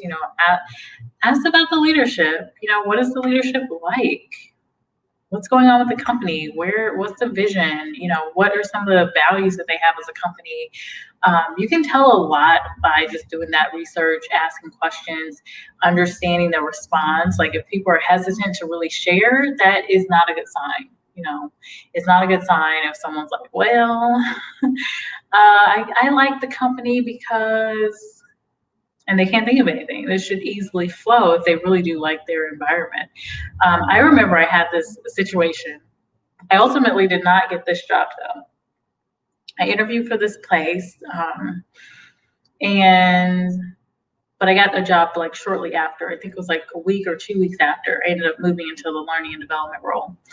But this man, it was the weirdest interview. It was 3 people I met with. I met with the manager who was really weird. Like she came off as just like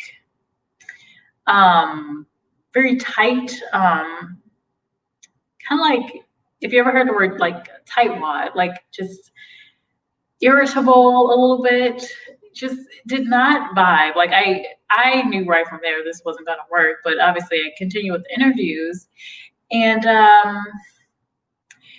so the last interview was with a guy I was going to work with in the role, and he had shared with me about his background, because I asked him some different questions, and I think I did ask him why he started working with the company or something along those lines, because I wanted to know.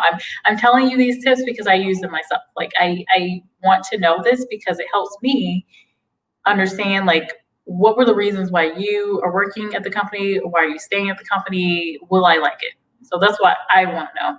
So he started, talking about how he worked at this really large company. I want to say it might have been Dell. And he really enjoyed working at Dell, and he kept going into, this role. And then he went back to Dell and was like, yeah, it was a great company. And, I probably wouldn't have left it. Sometimes and he actually told me this feedback during the interview. Sometimes you're at a really great place and you want to try something different. And then you realize that it's not as great, and you had a really good thing where you were at before. He basically said something along those lines. I was just like, what the heck? Is this guy telling me to not take the job? Because it was like, and he was super nice, extremely nice to me, very open. And I think even connected with me after the interview. I think we're still connected on LinkedIn, maybe. But I don't like that people are always like with these cars around my area. Anyway, so he basically shared that with me. And so I thought about it. I was like, I think he's telling me not to move forward with this job on the slide, like saying like, if that type of response from me asking, why you started with this company and kind of going all around in this roundabout way, because obviously as an interviewer, you can't just say like, hey, you're not gonna like it here. Now, I can say that as a recruiter. Typically, I've told people because they're making either more money or based on some things they've told me of what they're looking for in a job. I've just told them like, hey, based on this and this is not what this job is. It doesn't sound like you really want this job. Like, is that what I'm hearing? And I let them make the decision. Or I may even say, it just actually happened recently. You've got a really good setup where you're at. I don't know if you'd be really happy with this scenario. And sometimes that's the case, and other times people are like, well, no, I want to do it because X, Y, and Z, and they've talked themselves into it, and it's like, okay, I'll present you, but just I don't think just sharing you my feedback. But I'll let them make the decision for themselves. But with this, it was just really strange. So if you have a scenario like that where you feel like someone's kind of talking you out of the job in some kind of way, it's probably a toxic culture.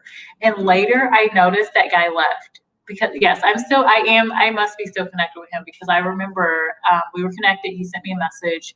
I don't know if he went back to Dell or somewhere else, but it was interesting. So, and I had forgotten about that. I just thought about it just now, but it was probably, those were the signs though. If you see your interviewer is coming off real irritable, maybe they're overworked. But maybe that's just how they are. Maybe that's how they're going to be as a manager. There's no scenario where interviewers should come off as irritable or rude or any of those things. If you see that, I wouldn't recommend it. Let's see here. Hey, rice and beans. Hello.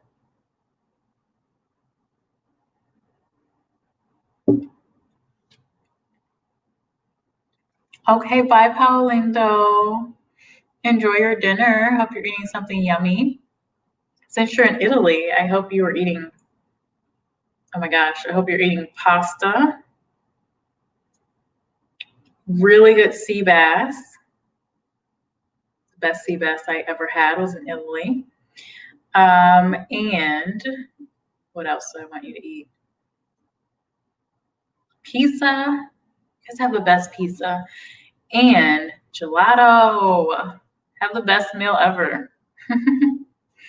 Wish I could go back to Italy right now.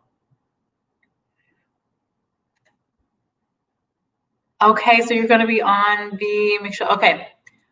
I need to connect with you then because I'm connected with your other channel. So, okay, 4:00. Gotcha. See you later then. Thank you for joining. And rice and beans, you are late. I'm just kidding. No, we've been talking about,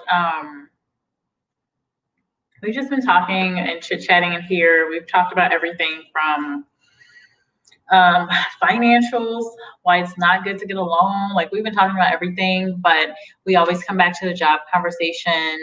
And what I had been doing is I've been on Reddit responding to these different posts out there. So I've been on this conversation about toxic workplaces because of this poster. So they had gotten out of a toxic workplace and they were trying to give some motivation for other people. And so I decided I should give a couple of tips on what to look out for when you're interviewing to see if it might be a toxic workplace. So again, like with interview questions, it's not just like I'm telling you because it looks good to the interviewer, which it does,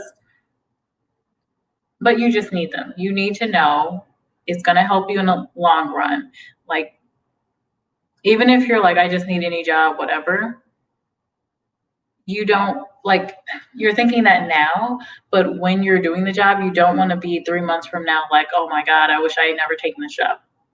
That's what I want people to avoid. Yes, exactly. Oh my gosh, sea bass is delicious. That was the most. So I'll tell you a little story. So when I was in Italy, it's a long time ago. I haven't been in Italy since, but I was in college. And so me and my girlfriends, we went to dinner and I decided to get the sea bass. And I spent up a bunch of money on that dinner. It was super expensive. I didn't realize how expensive it was. And I ended up having to call my dad. I had to call my dad and ask him to send me money through my bank account. He had to deposit me money in my bank. Oh my gosh. It was not funny at the time because I was like, it was good, but like, was it worth this much? Broke college student. But it was crazy. I was just like, oh my gosh, what is how much? And I was like, Dad, I need some money. Luckily, I was able to call him at that time. Let's see. What else is out here? So we got something actually. There's a lot of NYC jobs. There's a subreddit called NYC jobs out on here. So anyone in the New York area, don't sleep on Reddit. Now you have to be careful with some scams, of course, but some of them might be legit. And a lot of them are remote or tech, and some of them are just small business, like for different stores out in Brooklyn and New York. I just saw one for a store in Brooklyn. So that's cool. Lots of hiring posts out on here. There's like an R Reddit for hiring, and then there's R Reddit for NYC hiring. If only interviews were not important. Let's see. Let's see what this is. I know it sounds irrational for the employer side, but I honestly feel like there are many qualified people out there who have amazing work ethics. Well, they said has amazing work ethics, but I know what they're saying. But just struggle with getting past the interview anxiety, just saying. So we had another post earlier about just the anxiety about the interview. And so my comment about that was about that. I got a little Texas accent all of a sudden. But my comment about that is you just got to change the thinking. You got to know yourself. You got to know that there's other jobs out there. If you don't get that interview, whatever, you got to keep moving. You know your worth. You know your value. If that employer doesn't see it, that's fine. And what's for you is for you, and you'll get it. Like, I mean, sometimes it's a blessing in disguise. I didn't end up getting that job. I don't know and honestly, I don't remember if I took myself out of the process with that one job that I was describing, or if they just said they weren't moving forward with me. But clearly it was a toxic work environment, probably more toxic than where I was at before. So who knows? I might have been in a place of like 8 months later, like, oh my gosh, I got to get out of here. Like, who is hiring right now? So you never want to be in that spot. Oh, Tasha says you miss New York. Oh, Tasha, where are you located? I am in the same boat. I really have been missing New York lately. Missing it like crazy. I don't know what it is. And it's the thing is the weather is so nice here in the South, and I'm just like, New York. Oh man, I don't know if I'm missing enough to go back there and relocate, but who knows? This person is posting something interesting out here. What are jobs that are sustainable in the future? I talked about this in another live. But this person is saying regarding climate and digitalization. Okay, I want to read this one.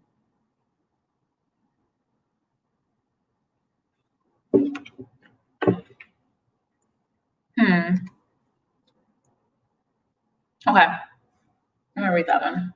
I drink my water.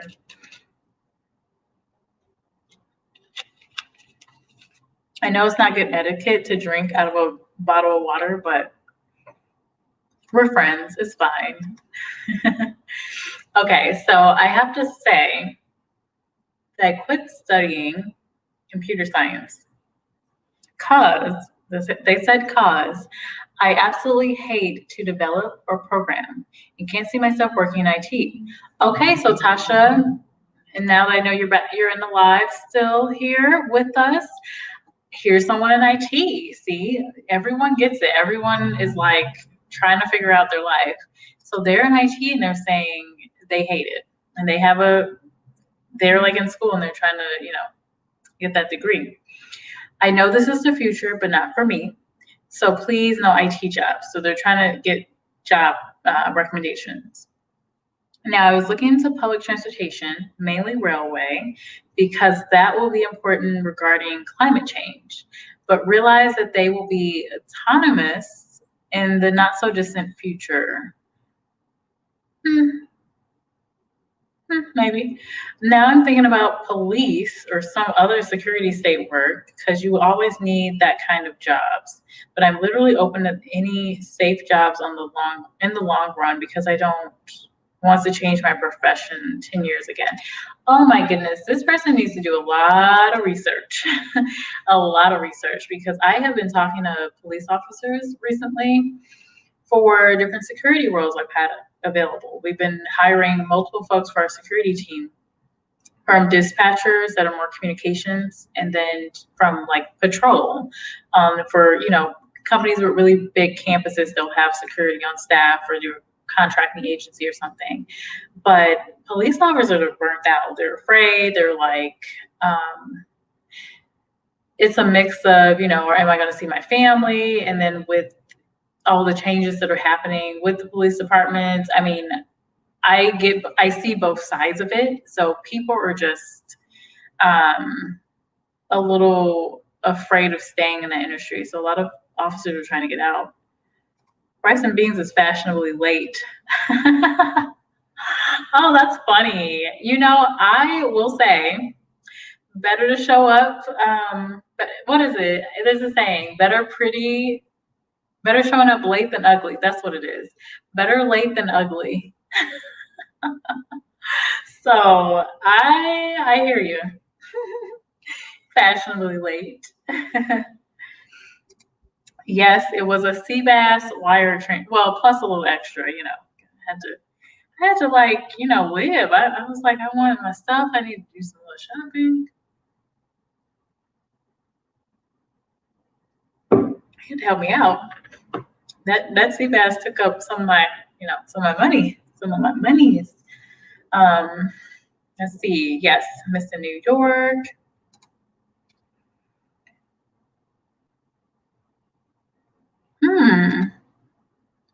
Okay, we can caveat and talk about this. So, am I practicing the Dave Ramsey mutual fund strategy? If so, how has it gone so far? I do have mutual funds. I lately have been investing more so in individual stocks and REITs, or real estate investment stocks, or trust. I do that because of the dividends. So I've been focused on dividend investing because, I just want to kind of shift things to where I can control a little bit. I like researching companies. I like looking at the stock market. I like just following trends and seeing if, I can guess which industry or which company is going to see growth. And I've seen some success with it. So I have been continuing with individual stocks and REITs. Specifically dividend stocks for my individual stocks. But I do have some growth stocks in there. Like there's one called Upwork. There's another one called Slack, and then Google, of course. Have you heard about Google? I am invested in, and then there's a couple little ones too. So I definitely like mutual funds for the long term. I like that strategy, but I just feel like it's just very long term. Like, I'm not going to touch that. Versus my individual stock portfolio, I feel like, if I needed to, I would be quicker to be able to take out my money if I needed it. And plus the dividends, of course. I want to be able to have my dividends and decide whether I want to reinvest the dividend, or if I want to, just use it. Eventually, I want it to grow to the point where it covers every single one of my expenses.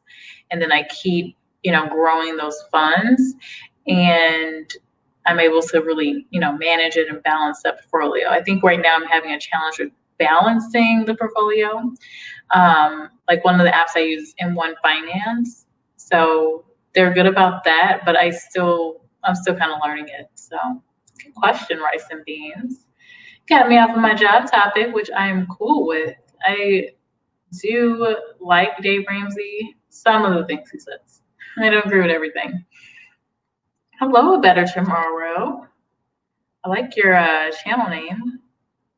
Your thumbnail is very conspicuous, mysterious, I guess. It's a good time to invest in cryptocurrency. Yes, I do agree with that. I won't really share anything about cryptocurrency, but I have little teeny bit. Definitely think I'll continue to try to build out that portfolio. Because so what I understand about cryptocurrency is that the whole idea of it being a limited supply and there will be a cap on it is where the value is. So once people really realize, because people know about cryptocurrency, but people don't really know. They don't know what's going to happen in the next couple of years. So what people say is that once we get closer and closer to that cap, then the price is just going to skyrocket. So that's what I am investing for, because I just don't want to 10 years from now be kicking myself like, if I had just invested like even $1,000, I would be whatever. I don't want to be in that boat.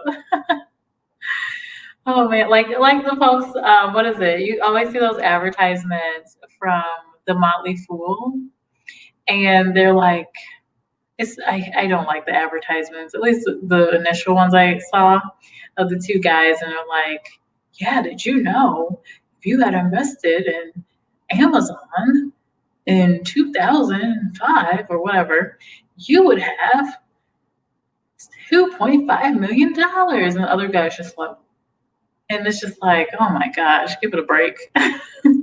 You guys didn't know either. Whatever, or else you wouldn't be doing anything. You'd be retired. Let's see, rice and beans. That's interesting. I've been doing Dave's plan. At first, it wasn't going well, but his turnaround for now. Stocks, REITs, it's all good if you invest in anything enough, you'll probably end up with a good portfolio. Well, yeah, okay. So the one thing I don't understand are definitely the like penny stocks. I don't know if I would invest in that. So it's like a no-go for me. Penny stocks, but if it's a good company and I see the leadership and I understand how they can make money. Like I invested in Snapchat a while back, like years ago, because I felt like I understood where they were going, and I had a friend that worked there. So I ended up investing in Snapchat, and that's proved to be a little successful. So let's see here. Hey, reviews, welcome. How are you doing this lovely Saturday? Welcome. It's good to see you. Reviews. I did try out Big O, or I think it's pronounced Big O. I haven't been on there. It's been like a week and a half. I haven't been back on there, but it's a cool tool. Thanks for that tip. Let's see what happened. That happens to my brother. Got 250 shares of Apple in 2000. Now it's like 96K. Ah, okay. Good for your brother. Did he give you the tip? Do you have that as well? Apple is a stock that I do feel like still has a lot of growth. I feel like they're going to move into just more services. I don't know if they get the credit they deserve. I don't know. I don't think they get the credit. I don't think Microsoft gets a lot of credit. I think people just don't like Bill Gates, which I give him the side eye a lot.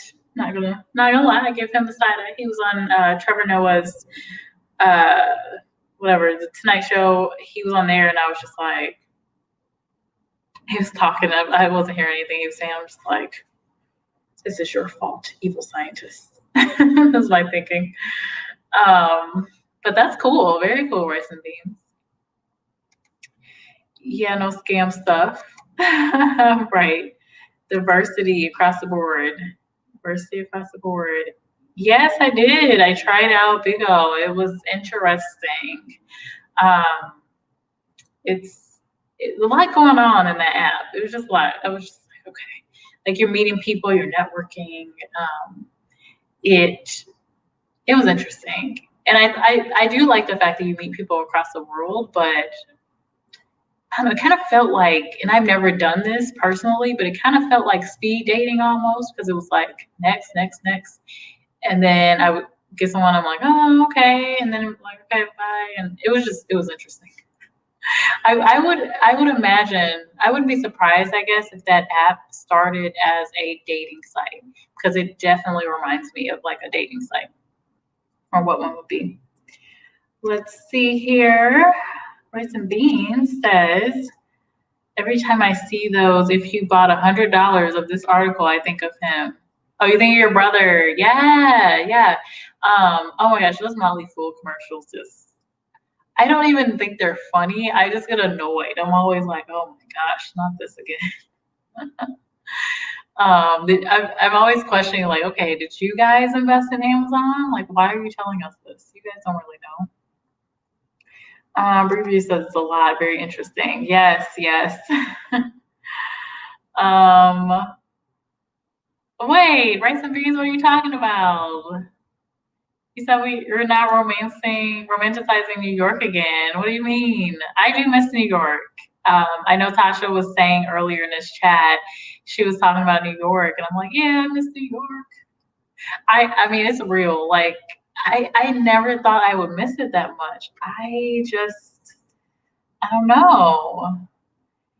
It's very weird because it's just that environment. There's a great environment to New York. So people talk a lot about New York. I think the leadership in New York is kind of New York City. I don't know about the leadership there.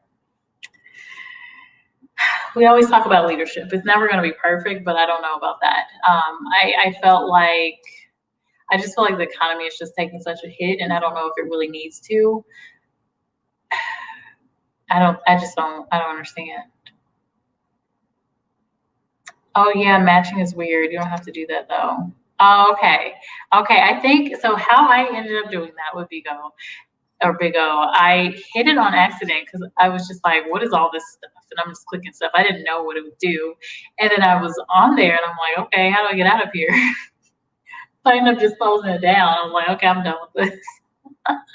I was done with that. And then I got back on there and I figured it out a little bit more. But I was like, what is this?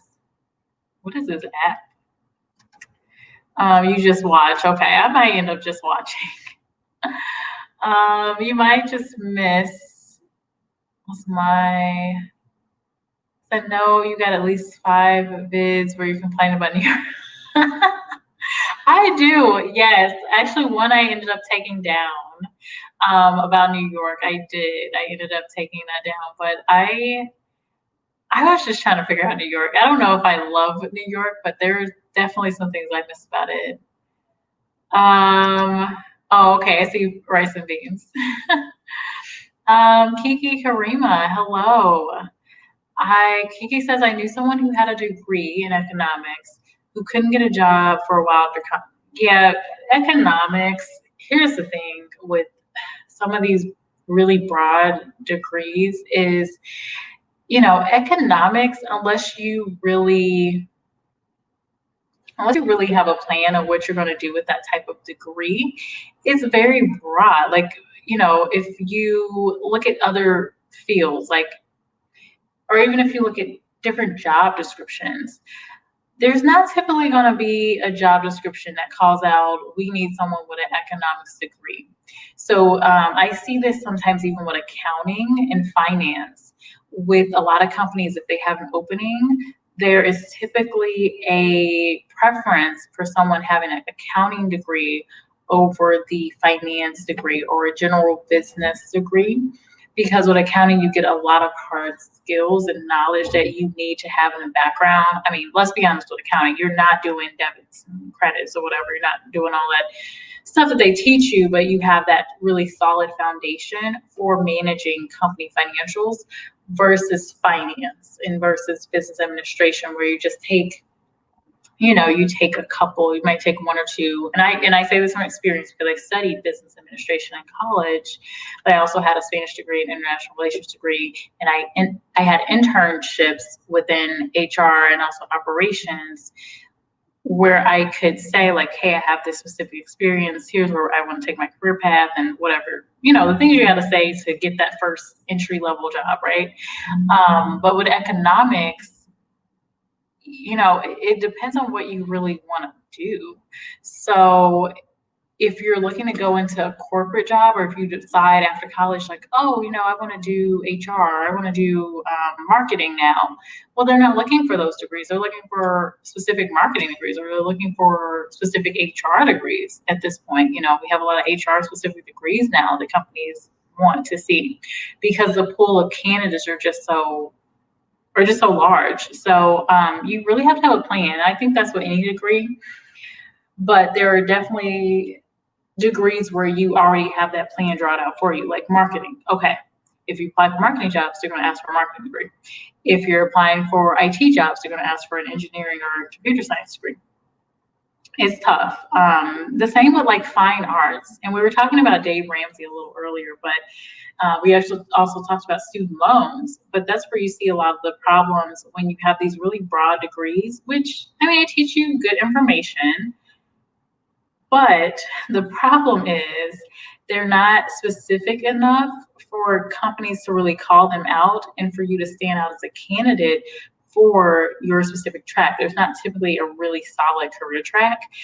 Folks that go study economics, a lot of them become professors, or a lot of them are becoming like researchers, or some of them go into law. They end up studying law and becoming attorneys. Now, if you're going into that track, with law, you can study a lot of different things. It doesn't matter so much as long as you get something that law school will accept and you have really good grades in it. Economics those are kind of the tracks that I would see. And then of course, if you're working as like maybe a financial analyst, but again, you have people, I feel like you just always have to think about, especially when you're in college, who am I competing against? And a lot of kids now, they're already working, or they've got their own side business or something going. So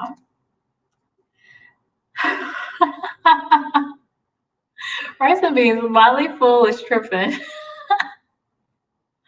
Oh, I love that. Dave Ramsey is too. He's like, follow my plan, because I did, and I'm rich. Okay, I'm gonna do it this way. Follow my plan, because I did, and I'm rich. And it's like, yeah, but the plan didn't make you rich. Selling the plan did in book form. Yes, and that's okay. So I actually feel this way about all of these different people popping up on YouTube saying, buy my course and I'm going to teach you how to flip these 10 houses and make 100K each month, or I'm going to teach you how to, do whatever stock. And okay, yes, some people probably will take that program and they will learn it and they will do it. But how these people are getting their money a lot of times are through these courses. That's how they're getting their money.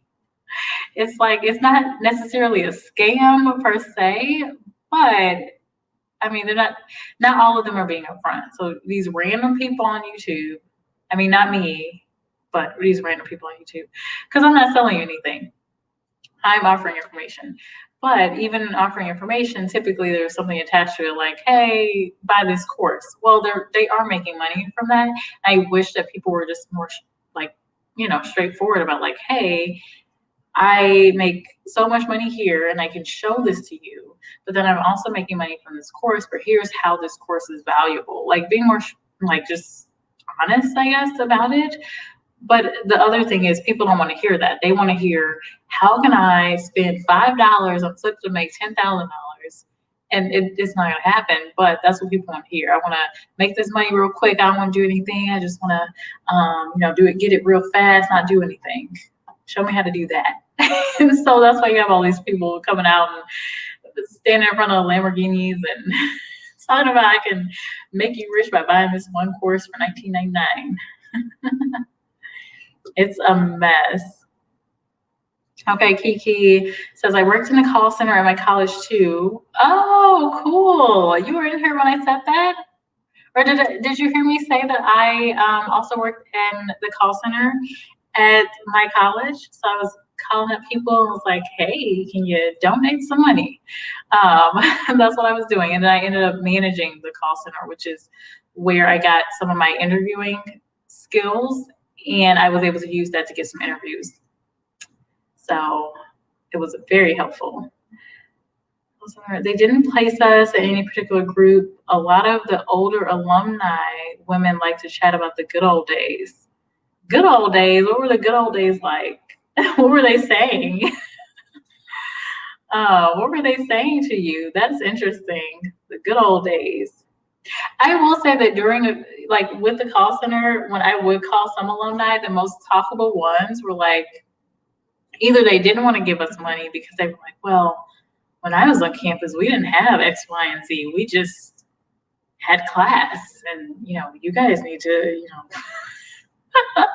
you guys need to, figure it out. And the reason it's expensive is, I worked my way through college. So you would get people like that where they didn't want to give you anything; they just wanted to talk your ear off. Occasionally, I would turn some of those people. I talk to them, and then I keep asking different ways and get that money for the school. It wasn't going to be, but we did have incentives and things, so we did get some of the money, but obviously we're not getting a lot of the money. So it was a good incentive for the school, especially scholarship programs. I normally topped up the scholarship program that I received. So, but I don't know about others in good old days. I had a lot of more negative things, like we didn't have this.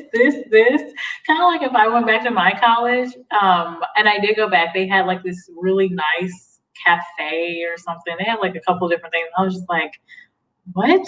We didn't have this. So it's always kind of funny to go back and you're like, what? All this stuff happened? Why couldn't we have this when I was here? Rice and Peace says exactly. I like some of these callers have a couple of million, but not hundreds of millions like him, as he would say. It's intellectually dishonest when he says that. Yeah. And what's interesting with the Dave Ramsey approach, I mean, he was a salesman. I mean, that's what he did. Like, you can talk about real estate and everything else, but real estate it's sales. You're selling people at the end of the day. So he got a lot of his money from sales, and he's still getting a lot of money from sales because he's selling his book, he's selling his product. Even if he said like, oh, well, I'm doing this, these live calls for free. Well, is he paying the callers on there? He's getting money from that. And then also he's basically paying people, like he's getting money from people by just the idea of having the hope of getting out of debt or living the American dream. So he's kind of grabbing onto that hope, giving a little sprinkle of information, and then roping you into this program that you pay for. And he occasionally, will give out a free book or a free program, whatever. But that's what he's selling you on. And then once you're kind of in that community, he has a host of financial advisors and, basically everything that you need where he's getting a little money for if you use them. It's just this whole business. So it's very interesting how he turned that into something, but at its base is sales. He's a really good salesperson. Who's my favorite Dave Ramsey personality?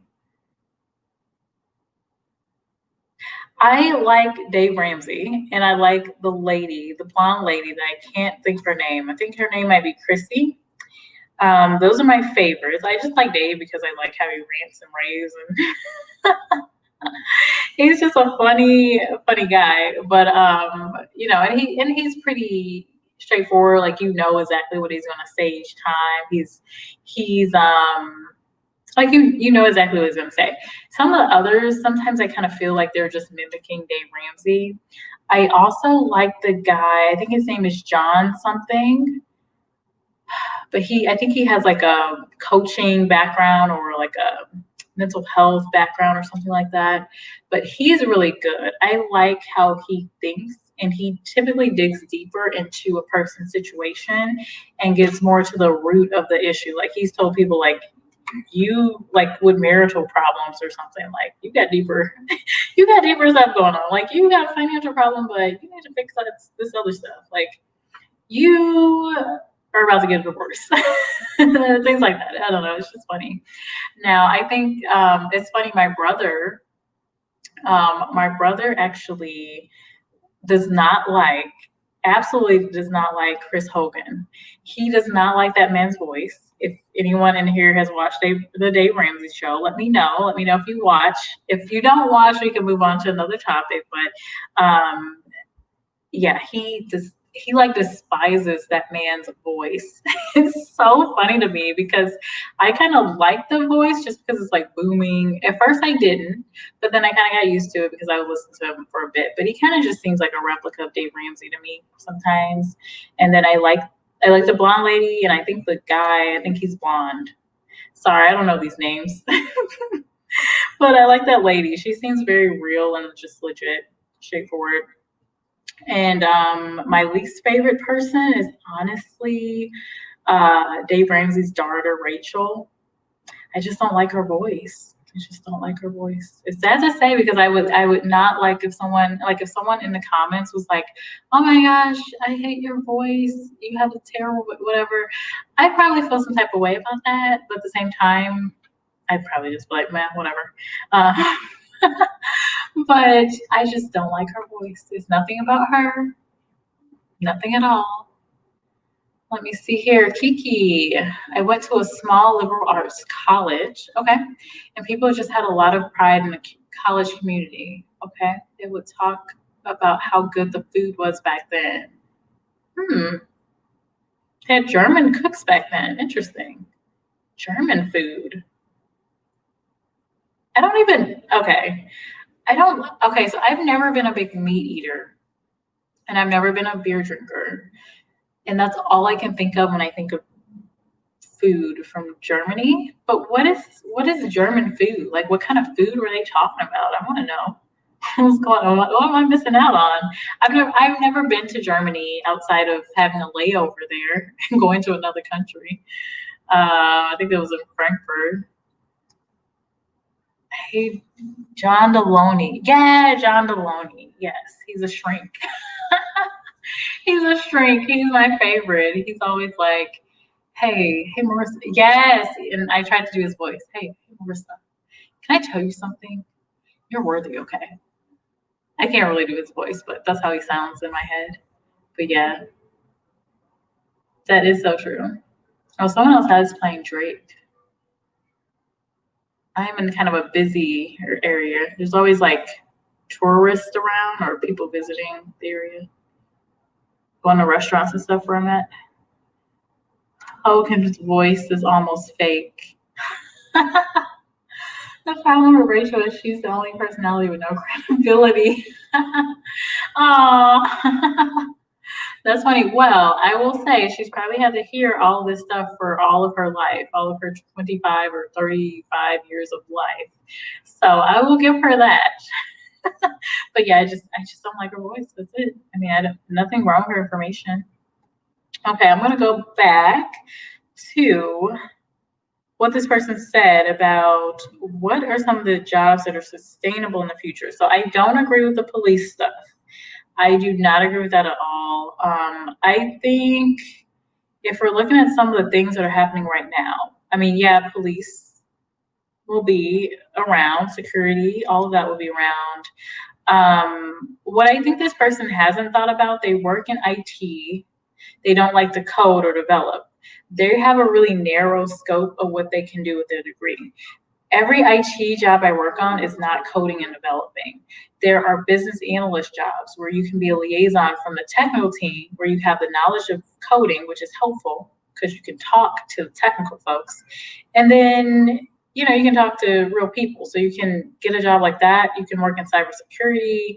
I mean, there's so many things you can do. So I feel like people looking for jobs sometimes, and especially college, getting right out of college, I don't know. I think at that age, you are kind of limited in scope because you just don't know yet. You haven't worked at a company. You haven't seen the ins and outs. You haven't talked to enough people. But if you do the research, there's a lot of different areas of every industry that you can get into, like finance. You don't have to be a CPA. You don't have to do taxes if you're an accountant and you have an accounting degree. You can do a lot of other things. You can be like a consultant. You can train other people. You can be more of a liaison as a financial person and actually help people with their budgets. I mean, there's so many things you can do. And then, I don't know, like Kiki, if you're still in here, what industry are you in? Because, I mean, even with nurses, you think that you have to work in a hospital, but you can actually, I've seen jobs where you just train other people on different things within nursing or different systems. There's a system called Epics. You could go into IT. Like, there's so many things you can do. So I think people sometimes limit themselves based on just their knowledge. So if you do the research, start talking to more people in the field, your thinking kind of broadens and you're like, oh, I could do X, Y, and Z. And then you start exploring that. And that's how you really come to something that you really will like doing. Okay, guys, I'm going to be right back. I'm going to put my smoothie away because I haven't drunk all of it. I will be right back.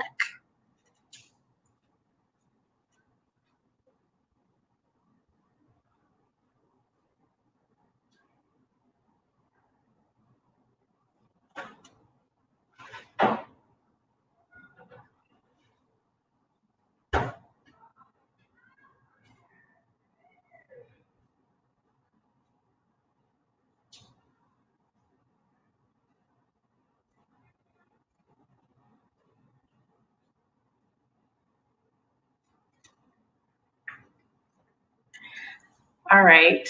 Oh, also, I am working on this thing. This is a room divider. And I have like this pink covering over it because I'm trying to test out different backgrounds. So, looks a little bit weird right now, but I will be working on that later. So let me know if you like this or you prefer my other background that I use in videos. Really, I need to push this up a little bit more so that way you can just see the pink. So it'll be all pink. But yeah, it's a divider. It's a room divider. It's just to get this. But I use it for my just my normal work calls. So if we're on Teams, I will normally have this pulled up, so that's all you see is the room divider. So it's not covering everything, but that's what's going on. Bryce me says you're wondering what that was. Yes, that's what it was. I didn't have the best setup today, and I didn't really think about it before I came onto my live. I just jumped on camera. I was like, I was kind of doing some stuff and was like, oh, what's up? Whatever. But that's why. So I think I had this up in just one other video, but normally I am over by my couch and my plant, and I have that scenery, but I might stick to that, but I'll be testing this out. I'll plan on testing it out for a video or two and see how I like it on camera, but we'll see. Quick Amazon find, so nothing fancy going on. Oh, you're so funny. Write some things. You are so funny. Yes, yeah. So that's what it is. But what was I saying? So yeah, so with the scope. So this person is really thinking, so they're going to jump from studying computer science, which is all the way over here, to now he's thinking about becoming a police officer. I don't know. I definitely think, and he's thinking long run. He's like, you will always need these kind of jobs. I'm literally open to any safe jobs on the long run. That is not a safe job. That could be a play on play on words. I think he's saying safe as in like it's always going to be here. but are you always going to be here? That is a very strenuous, tough job. I am very appreciative to, officers and everything that they do, especially having recruited folks that have come from that life and moved to security and corporate security. That's a tough job. Like, I know I wouldn't want to do it. I would not want to do it. There's no way. I remember in high school, someone came to me. You know how you do those different recruiting events, and I want to say they were from the Army or Marines or something. And I told one of my teachers about it. My English teacher, I will never forget, the loveliest lady, originally from Arkansas, and she had the best accent. People hated her, like students hated her because she was tough. I loved her because she was a Swedish. She reminded me of my mom, just like very wholesome Arkansas type of vibe.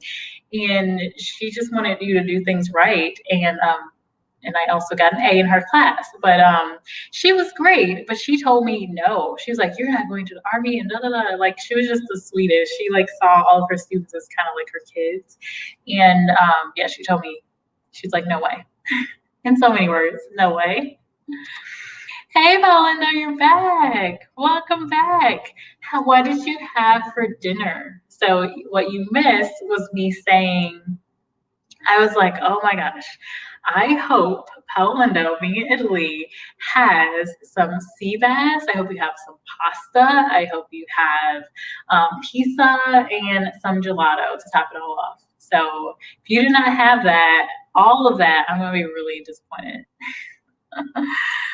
Oh my gosh, that's what I remember about Italy. Let's see. Are we rocking purple to match the divider, or is it just a coincidence? Oh, this is just a coincidence. So the weather here in Texas is a little bit chillier. It's like 70, I think.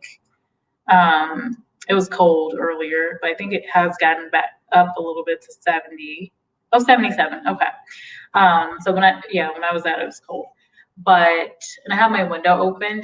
I like to let the air circulate. But yeah, I had to throw on something with some sleeves. Kiki heard about Epic. People who do it are super hush about it. Really? Well, I have a friend that actually works with Epics. So if you're ever interested, let me know. Yeah, she actually started school. She studied nursing, and then right in the middle of the nursing program, she decided that she started her clinicals. So in the nursing field, you have to start clinicals, and I will never forget. She is so funny. She was like, "Yeah." So I didn't realize, that I really didn't like touching people, and you do a lot of that with clinicals. I'm just like, yeah. So, because for me, I mean, I don't care. I don't care. But and I think some people don't like seeing blood, and that's another thing for me. I don't really care so much about. But yeah, she was like, "Yeah, I don't like touching people, so this isn't gonna work." I was like, "Yeah," and then she figured out that there was, what did she study? It's called HIS or something. It's like healthcare IT basically, but there was a specific program that we had at the school that she transferred a lot of her credits to. And then maybe it was healthcare management, I don't know, but she focused on a specific program, and part of that was ethics. And she's doing well now. She's not IT, so she doesn't do any coding. And that's something else this person could do. They could still work in IT and do that. They could, if they like working with the community or working with people, they could, work in IT support. There's so many different caveats. So this person that's posting and they're saying, "Hey, I'm studying computer science and I want to maybe become a police officer." Well, they really need to figure out why. And I would say to anyone thinking about a career shift, understand why. Get to the bottom of what does this person do on a day-to-day, not what job descriptions are necessarily saying or what you're finding online all the time, but look at a day in the life There's a ton of those on YouTube, like people saying, here's a day in the life of, systems engineer or whatever. See what they're actually doing and think to yourself, like, okay, they're doing this. Do I really think at my core I'm going to like that? And you're not going to like every single thing, but the bulk of what you do is what you need to focus on. Like if you can like 80 to 90% of what you do, then you're probably fine. But what I see a lot of times is people like maybe 2 things that they do on a regular basis and they hate the rest of their job, which is really sad, Let's see, Rice and Bean says, I am convinced office jobs will come back because usually these companies sign 10 to 50-year leases on these commercial properties. Yeah. So here's what some companies are doing, like Microsoft. They're moving to a more hybrid model. And what I think will happen is there will be a shift. So obviously, your crucial jobs that have to be on site are going to continue to be on site, but there will be more flexibility because you see places like Twitter and Pinterest and Amazon and Google and Facebook and what else, Reddit and Square and all these different companies, Deloitte, Ernst & Young, all these consultants, they have been forced to do this. We have now been on a streak here where we have been working for months, like beyond 6 months now, remotely. And so your employees are going to say, and this is what they are saying, well, I've been doing this job remotely. I've been successfully doing this job remotely. Why do I need to come back? So the employers are going to push back and start saying, okay, so why is it that I am needing to come physically in the office? And they've been able to manage working remotely for 8 months to a year. And a lot of companies are saying that they're not opening up shop until the summer of next year for everyone to come back on campus. Well, after a year out, do we really think people are just going to be like, yeah, I'm ready to come back to the office? Some people will. Some people will really miss the culture and the environment, but I think there will need to be a compromise where there's this hybrid model of where, you kind of, like what some companies do already, where you have a space, you pick your space, you set up your shop in your, area. It's a smaller space that you work in, because folks choose, they're working 2 to 3 days out of the week from home, or they're working from home majority of the time and they're coming in the office as needed. So we'll have these spaces for them when they come on site, but they work as kind of like with, what is it called? WeWork, those type of environments where, you would pay to have a workspace. It's the same type of model, but the company owns the building, and then you set up your space and you take it. Companies have been doing that. Like one of the companies I work at, we had some of our offices on that same type of model, and it worked fine. People liked it. Definitely keeps things clean. Have you ever been to someone's office and it's just like, how can you ever find anything? Like how? I have a mentor that I used to think that sometimes I would go into our office and I'd be like, what in the world? How do you have so much paperwork? But you would definitely stop some of that stuff. How, Lindo, let's see what you had for dinner. You had beef with peas and mushrooms. Aww. There is pasta only for lunch. Every day, naturally in different ways. Oh, I wanted you to have pasta and pizza and sea bass. That's okay. That sounds like a nice and healthy dinner. I can't eat any of that except for the peas because I don't eat meat, so no beef for me. And then mushrooms, I just don't like them, even though they're very, they're like in every vegan recipe. Kiki says she doesn't like touching people either. Oh, so Kiki, remind me again what your industry is. I might have missed it. And Paul Window says this, I like touch the sky. Sky's the limit. You were funny. That's true. Sky's the limit. That's so funny. Yeah, people don't like. I mean, here's the thing with some of these careers, and I keep going back to this problem with the student loans. You can get a student loan, right? Easy. You all you have to do is say, I'm going to school. Easy. You get student loan. You pick this program. No one really asks you. Maybe if you have a really, really solid career advisor, but most of them, they're not making enough money to even care. They've got too many students to even ask you.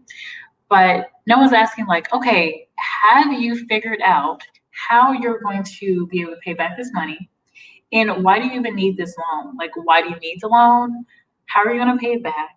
Are you certain? Have you done the research? Do you understand the potential career track? Are you ready to go to college? Do you like college? Are you going to be even good at going to college? Are you good at going to classes? And like, if you struggled in high school, do you have a plan of how you're going to be better in college? Even though I mean, college versus high school is totally different. You could definitely be a terrible student in high school and be a great student in college. But those are some of the conversations that need to be had, and then they're never had. And so what you end up with are people that graduate and then they have all this debt, but then there's no job in their field because there was no research to really look at, okay, is this going to be a paying job for me? No, so that's not happening. And then you also have the cases where people don't even finish, they don't finish school, and then they're still stuck with a student loan debt. And then you have the other cases where, person graduates, whatever, they pick a field, they go ahead and move forward with that field. 30 years down the road, they're miserable the entire time because it's not really what they thought it would be. And they never pivot, they don't move. Like people in I guess the Gen Xers maybe will be in this boat. Baby boomers, like they're always the ones saying, stick it out with a company 10 years. Like, and my mom says this. She's always, anytime I shifted a job, she's like, oh, but it was such a good job. I'm like, well, they're not thinking about me. I'm on to the next, moving on to the next one. But it's just a different way of thinking, different environment for sure. Oh man. Let's see. Yeah, that makes sense too. For sure. I'd agree. Okay. Paolindo, what are you saying? Don't worry, when you will be in Italy, I will cook pasta for you. Oh, I have an invitation to Italy? What? You're buying me chicken and everything? I'm ready. Let's go. Or be another time in New York. Oh, Paolino, you're connected with plenty of people in New York. Plenty of people. Like Karosi or Karen. She's from New York too. But yes, I'm ready to travel somewhere. I'm just ready to go. I talked to someone yesterday and he and his wife had just come back from Mexico because now, as a recruiter, I have to ask if someone has traveled outside the U.S. for the past 14 days because, if they're going to be working on site at all or if we have an interview on site, because some places still are having on-site interviews. They're just taking precautions and things depending on what the job is. So let's see. Okay, gotcha. Your degree is in communication. Communications is a good degree. I think communication gets a lot of slack because it is broader, but I worked at a communication agency before, and I know the potential for some of those career tracks. You can do a lot of things with a communications or public relations type of degree, especially if you can get either agency experience specifically, or if you decide you want to work on the government side of things. Communication is always marketing essentially and branding and all these things are going to be out there in some sort of way or fashion. Something that I don't think a lot of folks think of long term is that, a company has to communicate to so many different stakeholders, not just the customer and doing that marketing, but they have to have someone managing communication within their company, like the employees, like what are they hearing? Are they hearing the right message? Because when employees are not hearing the right message, you can have a little bit of chaos when changes happen. Another thing is for companies like, let's say, AT&T or Google or whoever, really large companies with multiple stakeholders or stockholders, they have to put out communications about their financials, and they have to have someone or people staff that can really navigate that for them. Crisis communications, like with who's been a recent scandal lately? Wells Fargo. I'm going to pick on them. Wells Fargo has had a couple of scandals. So they needed communications folks to go out in the public and present their case and talk about what they're doing as the next step and calm people down and all of that. And there's definitely a finesse, and there's strategies put in place for that. So Kiki, great field. I definitely think for college students, a lot of time they just have to know how to navigate it. And again, it all goes back to having a plan. And sometimes you don't have a plan. Like, I'll be honest, I didn't have a plan when I went to college. I was just like, I know I have to go to college. I have to get a job. Got with a degree, I can get a job, whatever. I think I'm going to do this. I think I'm going to go to law school. That was my thinking, go to law school, studying political science. A lot of people said study political science to go that route. But then when it came crashing down, I was talking to people, and they were telling me about what they do as a lawyer. And I had my first political science class. I was just like, oh no, this is not for me. Well, then I had the pivot. And from there, that's when I kind of, the plan or the idea I had in mind was kind of like, okay, well, business is broad enough for me to try out a few things. So all I knew was I needed to stick with my mentor. I needed to continue getting advice. I needed to talk to my professors. They tapped into them, and that I needed to take on internships to get experience and also work at the same time. So college was a fun time. It was hard. It was definitely fun, but definitely a struggle all at the same time. Oh, hey, David. Welcome back. Glad you came back in. We've been talking about a little bit of everything. Oh, Paolindo. And it's nice that Kiki gets to work from home. I also work from home. It's definitely nice. So you can't work from home because you're a barber. Okay. So, okay. Side note for that, because you're a barber.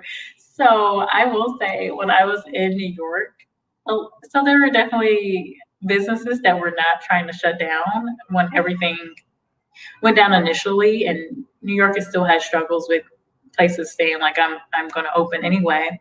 Tell me I can't, right? So offices would need to shut places down. But some of the last places that I would see closed down were definitely the barber shops. And when this whole thing first went down and things were scary, before everything like literally had to close, people were still they were packed. They were still getting their hair done, nails done. But essentially, definitely the barbershops and the hair salons, like the Dominican salons, especially, oh my goodness, they would always be packed. I remember I was talking to someone, and I was just like, yeah, well, I mean, what pandemic? These barbershops are still open and stuff. And they were like, yeah, people want to look good if they're going to die. Just like, what? But yes, people do want to look good. Still got to look good, right? Hey, Howie Kicking Time. Welcome to my live stream. We have been chit-chatting. I have been on Reddit for a little bit. I will probably get off of here soon. Probably in the next 15 minutes, I'll probably jump off of here. But it has been really fun chatting with you guys. Saturday has been really chill. Earlier, I was doing some cleaning, and then I was getting my schedule together and doing some stuff online. I was just like, I'm going to go live. Impromptu live. Let me see here. Oh, that's right, Paolina. You have been in New York. You used to live in Washington Heights. I knew that. We talked about that on live before, and I forgot. Yeah, Washington Heights is kind of rough. I mean, it's decent. It's a decent area. Like, I would say it's safe generally, but it's a little rough. What did I miss? Oh, you missed a whole lot, David. Folks in the chat might have to remind me what you missed. I've been talking about everything. Oh my goodness. Wait, what'd you say? Let me see what you said. David Farrell, Jessica. Paulina said Jessica donated $900 to us. She missed it. Exactly. And you know what, Paulina? I am thinking about doing a little giveaway for Christmas time. But it's a secret. You'll never know. Won't know until you watch the playback. Kiki, I didn't have a plan. I learned about more jobs after college. Yeah, I would say that's pretty much the scenario that happens a lot of the time. Like you just don't know.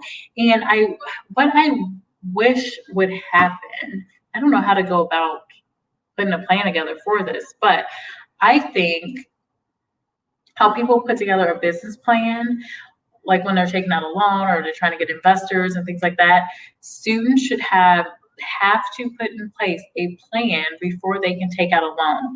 Now, I think it'll may be different if you're just paying for college yourself. Maybe you don't have to do this, or maybe it's just recommended.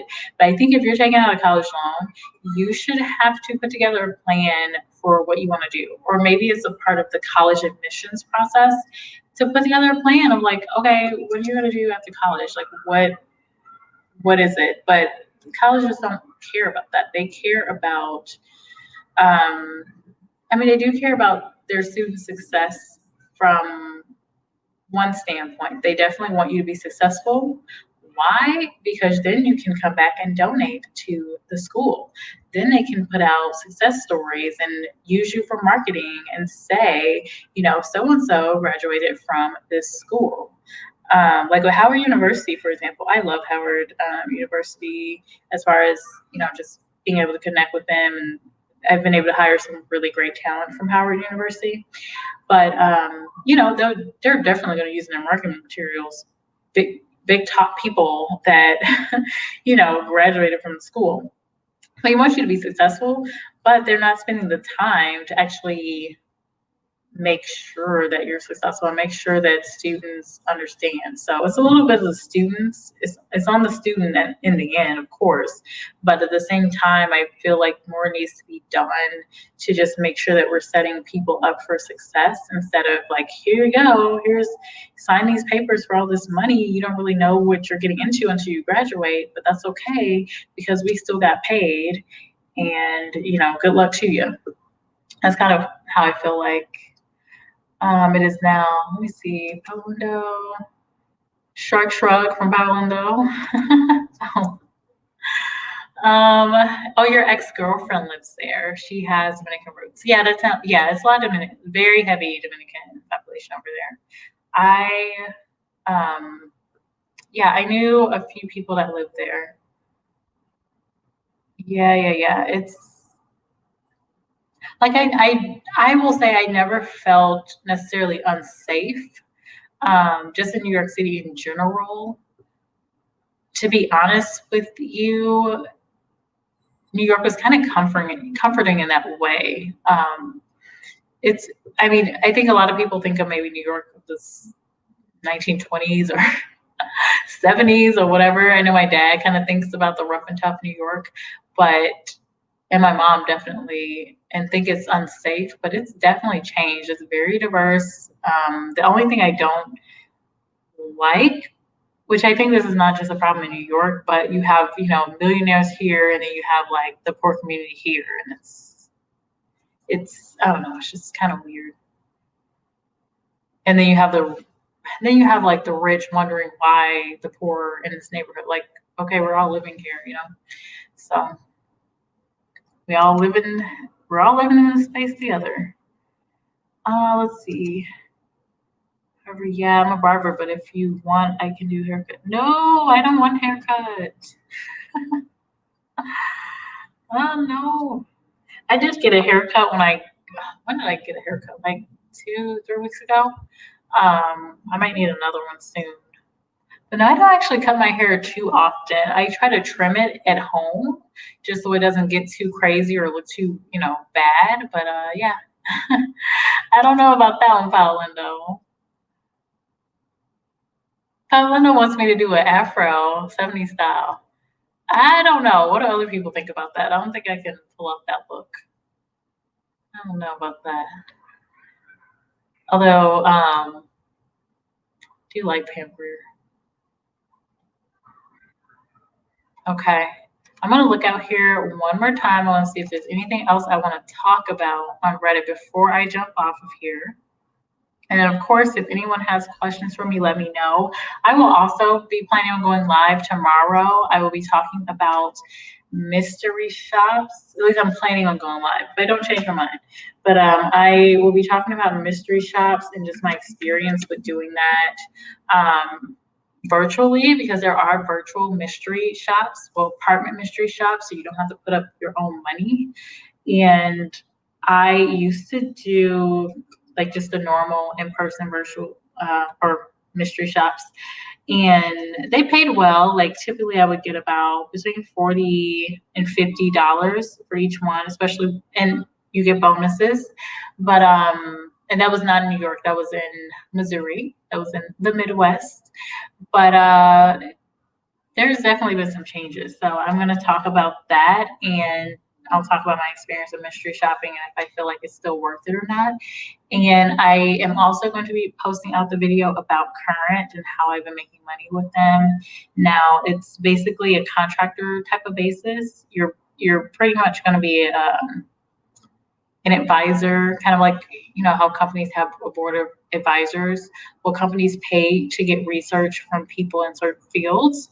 So that's what this company does. So I'll talk about that soon too. Paulina says just a trim. Okay. Okay, I'm okay with trims. That's fine. So I don't know if anyone else has had this experience, but I have had the traumatic haircut. So it was a trim that turned into a cut because the person just kept going. So the shortest I ever had my hair was about here. And it was due to the trim. And before it was probably about where it is now, just like at my shoulders. But it went from that trim to a full haircut. So I'm always like, I don't know. But I think people have learned their lessons since then. You know what I mean? Because people will hurt you for like cutting their hair. Messing up someone's look is not what you want to do. It's like you don't mess with people in HR. You don't mess with people's pay or benefits. But with, I'm guessing in the world of hair, you do not want to mess up someone's look. My favorite place is Harlem because I love Afro-American culture. Oh, lovely. Harlem Renaissance in Brooklyn is wonderful. Yes. I like Harlem, and I like the jazz cafes in Harlem. Very nice. It's going to be interesting to see. It's going to be interesting just to see what in the world is going to happen with New York and this virus. I did see cases have been increasing, but also New York has a lot of deaths from the virus. So for me personally, I've always had really good healthcare in New York, but it's expensive. So can people pay for healthcare right now? And then the older population there too. So it's interesting. Yeah, the jazz places in New York are very, very nice. I miss that a lot, but whether I'm there or not, I'm not going to really get that. Now, there are some places all over the place with that. So it just, it just depends. So, I have jazz I'm playing too. Wait, you play jazz, Paolindo? I didn't know that. Who else plays musical instruments in here? And I don't know if Rice and Beans is still in here. Do you play an instrument? That is cool. I really wish I could play an instrument. I really do. But I don't. You see, been to Lennox Lounge, a famous jazz club. Cool. Yeah, I've been there.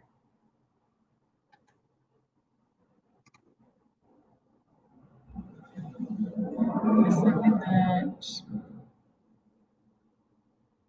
Ooh, I like this one. I'm going to end with this question on Reddit. What is something that an interviewer did that made you feel uncomfortable?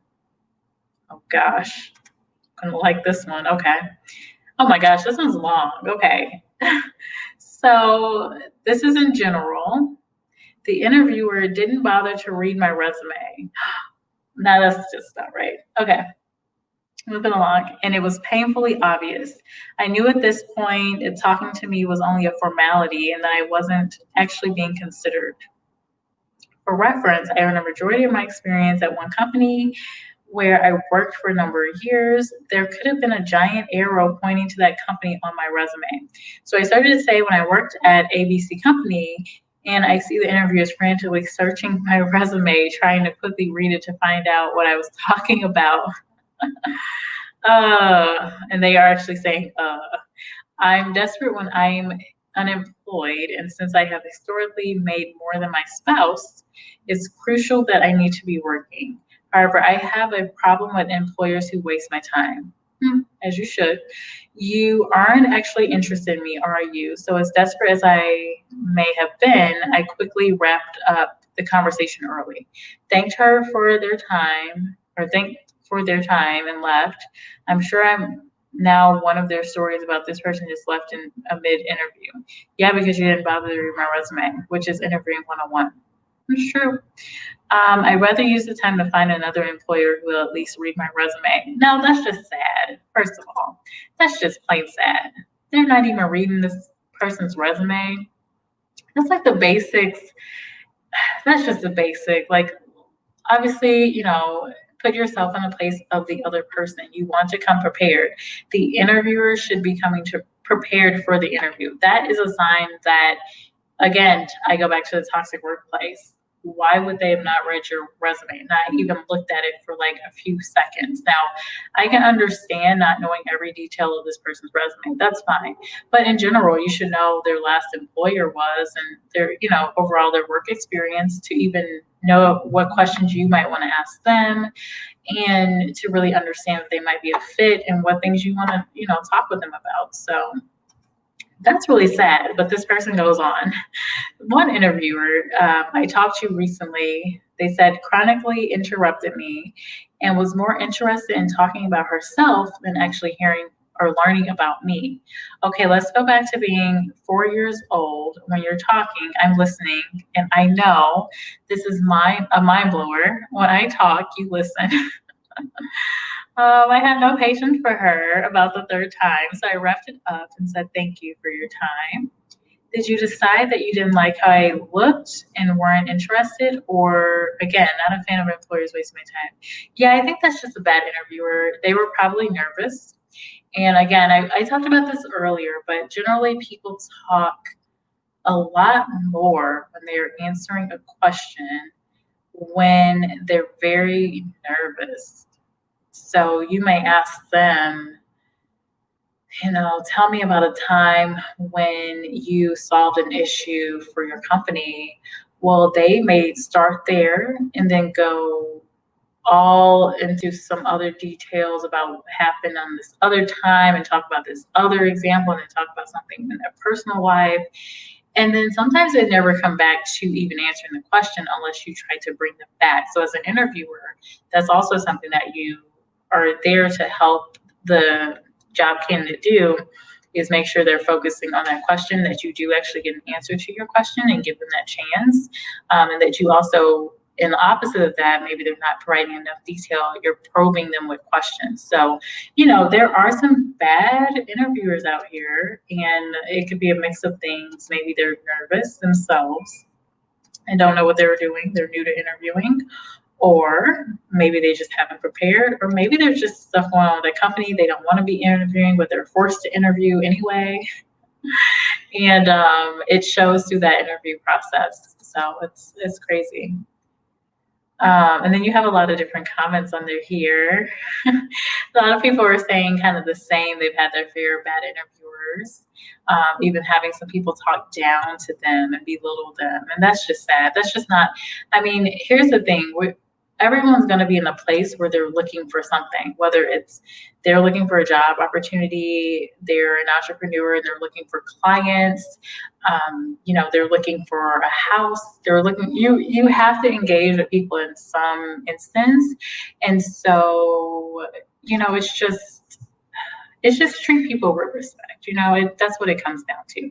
Like, even if you're having a bad day, you're having a rough day, there are times where I've been like struggling with some things, but I try to never bring that to when I'm talking to a candidate. I always want to make sure that I'm pleasant with them. I'm coming off in the best manner, and I'm able to treat them as a person. Think about if I were in their shoes. What if I was looking for a job, and how would I want someone to talk to me?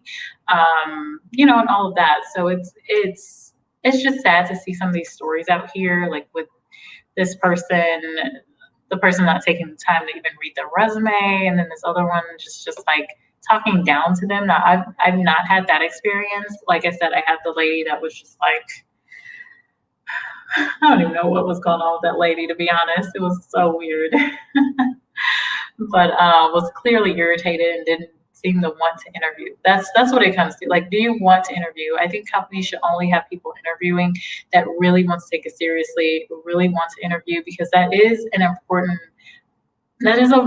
skill to have, as a hiring manager and as a team member.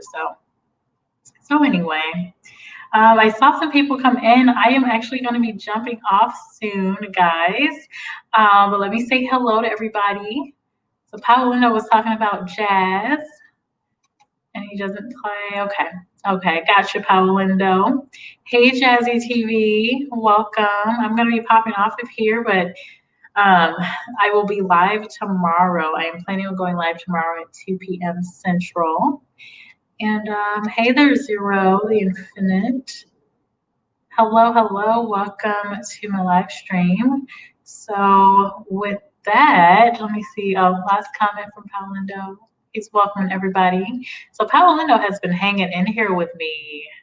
He has been in here, and then so was Tasha Society earlier.